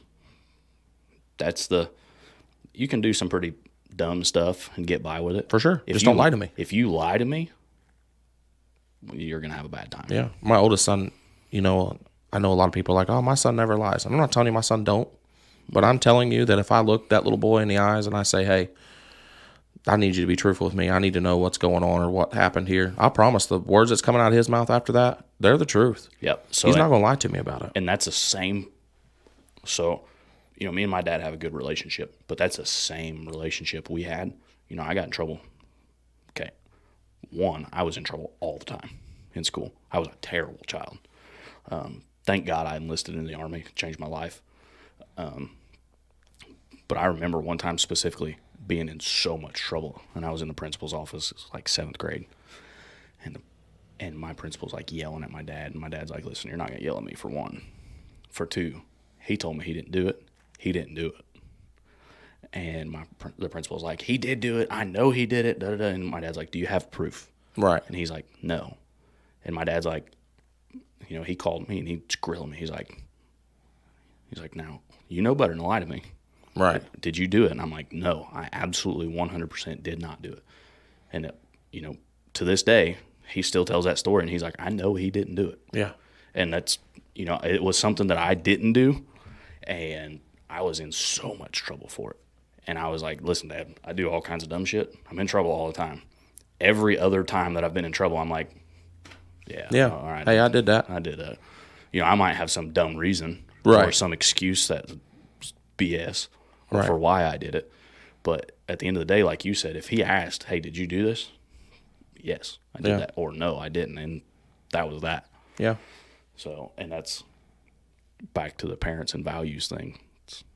Parents don't parent anymore. Yeah. So the gentleman that owns this building, who owns the business below us, he homeschools his children. And he's actually working on this being, each one of these rooms that are up here, minus this one, is going to be, there's going to be a science room. There's going to be a woodworking room. There's going to be that kind of stuff so that we can try to venture off into that. That'd be cool. We can do, what are they called? What are the homeschool groups called? I know what you're talking about. Damn, it's on the brink of my tongue. But basically, it's just a group. Fuck, I wish I could remember. A friend of mine just invited me to one of those pages. But basically, it's just a group that's in your local community or don't even have to be in your community, but that you click with, right? And they get their kids together to still get the to be able to socialize and that kind of side of it. But then to do like this, what we was talking about. So it'd be different. So, and I think, one thing that, and a lot of people don't even realize it, school has such a bad stigma anymore with, if you don't graduate honors, then you're a piece of shit. Right. There's tons of people that I meet every day, and then they find out that I dropped out of high school my sophomore year, and they're like, yeah, what? You dropped out your sophomore year? I'm like, yeah, I dropped out at the end of the sophomore year. I got in some trouble over some BS that wasn't exactly the way things went down, but you know how school systems are. And I was always in trouble anyway, so they look anything. If I did anything, it was maximum you had penalty. You had the target. For sure, which I earned. Don't get me wrong, I definitely earned it. Right. But I dropped out my sophomore year. I was supposed to graduate in 2014. I got my GED in 2012. Yeah. And that was a big thing to my parents. They're like, hey, you're not going to just drop. We'll sign off on you dropping out, but you're not going to just be a piece of crap to lay around. So I dropped out 2012, got my diploma in 2012 or my GED, and I went straight into the workforce. Here's the thing, okay? And I'm not telling you that there's not a need for school, because there is, right? And Absolutely. And the public school is great for certain people. Mm-hmm. And again, and I'm going to say this, and my aunt's going to watch this, and she's going to be like, I wish you wouldn't say that. And it doesn't come across the right way, okay? Mm-hmm. Public school is built and designed like only two things in the world: prison and factory. Yep. Okay, and it's okay. It's fine. There's going to be people that's going to go to prison. There ain't nothing I shouldn't say they're nothing to do about it, but there's going to be people that are going to work in a factory because that's what they want. That's fine. Not everybody wants to go through the struggles that I go through. No, or that you go through. Right? Absolutely. Not everybody wants the headaches that we deal with. No, and we got to have those people too. For sure. You clock in at 8. You take lunch when I tell you. You take break when I tell you, and you go home when I tell you. Yep. The only difference with that with prison is you don't go home when I tell you. You go to your cell. Right. And so, public school system has been designed to, like you said, produce for college and nothing else. right. I've never, from the day that I graduated to today, other than for college, I've never had to give anybody my high school diploma. Yep. Not one time. So I just had this argument with somebody else that was telling me that. So a friend of mine has a child that is considering dropping out. Yeah. And they're like, we got to get him to. And so they text me and they're asking me for advice. And I'm like, what's his problem? They're like, well, he's got ADD really bad. He has a hard time focusing. He's wicked smart, but he doesn't apply himself. Let him drop out. And they're like, what? Yeah. I'm like, tell him these, you still have to get an education. Your ground rules. If he's of age that he can drop out, but he's not of age to move out and be on his own, set your ground rules. And, and that's what my parents did for me. And, I mean, I've definitely had a rocky course here and there, but I'm not in prison. Right. I spent a lot of time in jail. Right. When I clocked in every day. Right. And I tell people that all the time. Like, I spent 2.5 years in jail. And they're like, what? Like, yeah, I clocked in at 6 and I clocked out at 6. Yep. And having that career and joining the Army, changed my life. For sure. I wanted to join the military right out of high school, and I didn't. And there's some reasons behind it, but nonetheless. And then when I was ready to really join, I was really just too immature for it, to be honest with you. And I probably should have, because it would have corrected some things. Well, and let me be completely transparent. I didn't do shit in the Army. I joined. So all through school, I wanted to join the Marine Corps. My dad was in the Marine Corps. And I was like, man, I'm going to be a Marine. Then I dropped out. And they're like, hey, you need a high school diploma. And I'm like, well, I have a GED. And they're like, not right now. So this was circa 2013 during the Obama administration. They were making major military cutbacks. Yeah. And they were like, well, you can join with a GED if you have 12 college credits. And I had 8, I think. I've already dropped out. I'm not going to get more college credits. So I'm like, well, and I finally just, the Army or the National Guard recruiter called me one day, and he's like, what's up, dude? He's like, why don't you just swing in my office? And he's seen me coming from a mile away. Yeah. And we're in there, and he's just shooting the shit with me. He's got his feet up on his desk. He's, man, this is the life, da-da-da-da. So I enlist. And I was only in for about 6 months. I broke my right knee. Again during the Obama cutbacks, and I got EPTS'd out. Yeah. They said that my knee was existing prior to service, the injury. Oh. So they treated me for it and then sent me home. So I didn't do really anything. Yeah. But I went through basic training and into AIT, and just that structure For sure. changed my life. Yeah. So, and really what helped me was I grew up on if you give me respect, I'm going to give you respect. Right. That doesn't exactly work in society. No, not really. But when I was a teenager, I was very much a person that if you come at me with disrespect, then I'm going to outperform your disrespect. For sure. And that really doesn't work in society. No.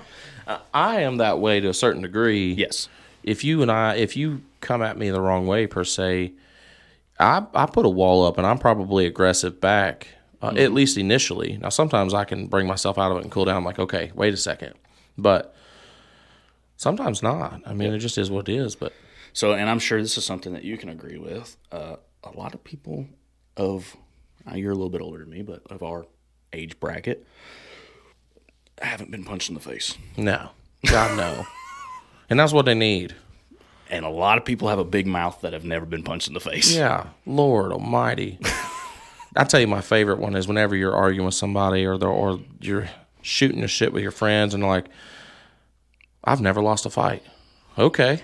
Cool. How many have you been in? Mm-hmm. Well, I've been in a bunch. No, you ain't. No, you ain't. I've had my shit rocked. I know what it's like. I don't like it. No. Now, it's different. So I did MMA and cage fighting for a little bit, right? And by the way, I loved it. That's something I wish I would have got into. Oh, my God. There's something about when you walk in and they lock the door behind you and you're like, oh, yeah. And then when the person hits you for the first time, it's like I just go blank and it's... You're like, now we're just fighting. Now it's on, right? Like, this is just the same shit me and the neighbor boy did in the backyard. Yep. So... And that's the thing that was, outside of fighting as an adult, which I really have tried to not do. Right. Man, that was our fun when we were kids. Yeah. I'm sure the same as you. Me and my cousins got together and we just beat the piss out of each other all the time. Yeah. It was all Well, it's not like that. It's not necessarily that we went out. It's not like we stepped outside and said, hey, we're going to just fight today. It was, we would start by riding bikes or building a jump or doing something, building something outside. And then we'd have a disagreement and we'd just fight it out. Yep. 20 minutes later, we were back at doing whatever we was doing and we weren't mad at each other. Yep. Yeah, it's a different world now. Yeah, it is. But, all right, let's wrap this one up. So, you've got your beard company. Yes, sir. Right, which is fantastic. If you've not tried his products, you need to. So my finance manager, Bill, he's on a cruise. When he gets back, he's trying to grow a beard. Okay. And he's an older gentleman. I don't know, 60-something. Never had a beard ever, but now he wants one. There's my son calling, wanting me to unlock his phone. Genetics are a bitch when you're growing a beard. Yeah.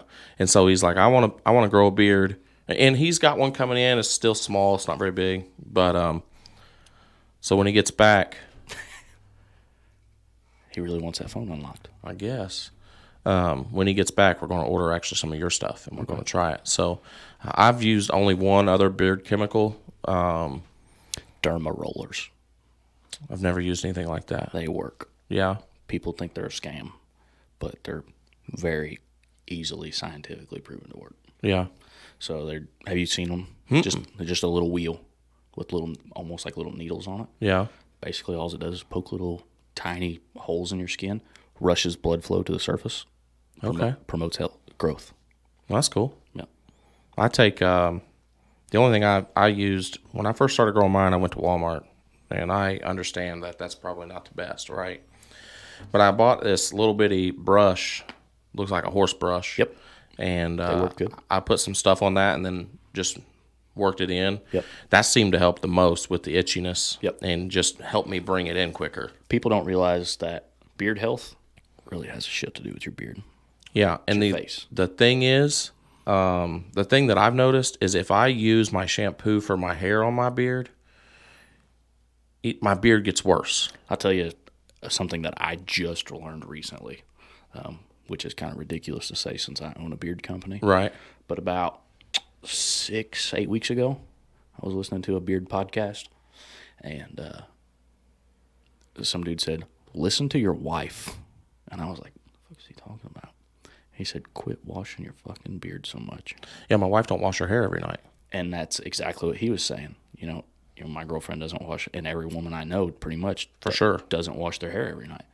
I wash my beard with soap about once a week. Yeah, well, that's what I started doing, and it's much better. Yeah, and now that being said, I'm a dirty person. I sweat a lot. I work a lot. I work outside a lot. I wash my beard with warm water, right, every night. When I take a shower.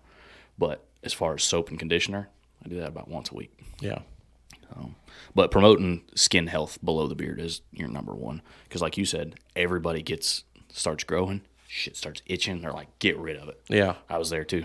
I cut mine off several times because I'm like, I just can't take the itch. Yep. Oil in your skin. Because your skin produces oil, obviously. And if you wash it with shampoo, you're stripping all that oil away. Yeah. And then when you start growing a beard, your skin can't keep up with keeping your hair and your face oiled. Oh, okay. So you add oil and you reduce itch. That's interesting. Yep. In a nutshell, at least. Right. So he texted me. Let me see what he said. Nope, that was something else. He said, "My sister's beating me up. Unlock my phone." Yeah. Oh, that was my wife. text me. She said, "Babe, it's almost 8. We'd like to see you tonight too." Say, nah. But I appreciate you having me on. So how can people find you? Hilljaxbeards.com Okay. is our website. Hilljaxbeards on every social media that you can think of except for Twitter. So TikTok, Facebook, Instagram. Hilljax, Hilljax. Yeah, My that's the thing. My name's Jack, and I didn't want it to be the same. JAX. Got to remember that part of it. Yep. Do you have like a link tree or anything on your TikTok? So if they log into your TikTok, they can click that and go to it? So I do, except for I was told today that it quit working, so I got to figure that out. Ooh, I need to check mine then. Yeah. So I don't know. Yeah. Okay. Look, I greatly appreciate it, man. We've had a great conversation. I appreciate you having me on, man. I'd like to have you back on again, and honestly, I'd like to also have you come on for the fire one. Absolutely. We could really dig into some things there. For sure. And I'm a dumb nobody. I can say all kinds of dumb stuff. And that's the way I am, man. Look, I'm not anybody special. I'm not doing anything different than anybody else is capable of. Yep. I just refuse to quit. Exactly. And so that's going to be the only difference. My dad always said, if you're going to be dumb, you got to be tough. Yeah. I'm definitely dumb and tough because of it. Exactly. So, I appreciate it again, man. And for anybody watching, again, it's Hilljax Beards. If you want to check it out, I'm telling you, it's good stuff. I've heard a lot of good things about it. I've actually got a couple friends that have used it, and they really enjoy it. Awesome. Overall, I think you're on the right path, man. I think it's going to be good for you. I appreciate it. Same with you, the trailer rental stuff. I was looking a few weeks ago. I was like, man, I might need to rent a trailer. I was like, man, I know a guy. Yeah, I've got one just about everything for the most part. There's some things I don't have that I got to get. Those dump trailers, I love my dump trailer. So the funny story, real quick, and then we'll get off here. The way that the whole trailer company come about is I burn firewood for my house to heat my house. And so I was using my car trailer. And I'm like, man, it sucks. You got to load the car trailer, then you got to unload it. And if you don't get the opportunity to stack it right away, you're then handling again and restacking it. Mm-hmm. And so I'm going to buy a dump trailer. And so I bought a dump trailer, and I cut wood on the weekends once a month usually. Mm-hmm. And I'm like, once or twice a month. And I'm like, man, I have this thing just sitting here burning a hole in my pocket. Yep. And I'm like, just free to haul firewood with a time or two a month. Yeah. And so I was scrolling through Facebook or TikTok, and there's somebody out west that was doing it. I'm like, holy shit. That was a good idea. Hey, I can do that. I've got 3 trailers, and now I've got 6 or 7 trailers. Yep. And half of them aren't mine. So the bad thing is right now is fucking even the trailer market, like the used trailer market's crazy. Yeah. I bought my dump trailer new because of that reason. But I've been looking for a small enclosed, like a 6x10. Yeah. I got 2 of them. If you ever need one for a rental deal, let's work something out. Absolutely. But yeah, man, again, I greatly appreciate it. And if you guys haven't, go to his social media, make sure you like, subscribe, check it out, order your stuff. If you don't need it, look, if you can't pay for it and you don't need it, share it. Yeah, absolutely. I'm telling you, it helps tremendously. Just friends sharing. Like we talked about friends earlier, but I got a couple of my friends that if someone puts, hey, I'm looking for a dumpster, I'm looking for a dump trailer, I can promise you my name is in the comments usually. Yep, exactly. So and like you said earlier, we got merch. If you don't have a beard, you can't rock a beard. Right. Pick up our merch. Shameless plug, our merch is cheaper than almost anybody else's. And if you buy merch, it probably cost me money. Yeah. Because I do not make money off merch. Well, that's my thing. I'm not looking to make money off my merch. My aunt just ordered 2 beanies the other day, and it literally cost me $4 for her to buy 2 beanies. Right. That's okay. That's something I got to look into. Right. Yeah, you can't keep that forever. Once I noticed that, I was like, hold up. Wait a minute. My profit's negative $4.18. What happened to you? Yeah. So, again, man, I greatly appreciate it. I appreciate you having me on. We'll Look, do it again sometime. Even outside of this, if you have any questions that I can answer to help, as you know, I'm wide open. So Same. I may be slow to respond, but I promise that you will get a response. I appreciate it. Same. Again, man, thank you so much and appreciate the time. Absolutely.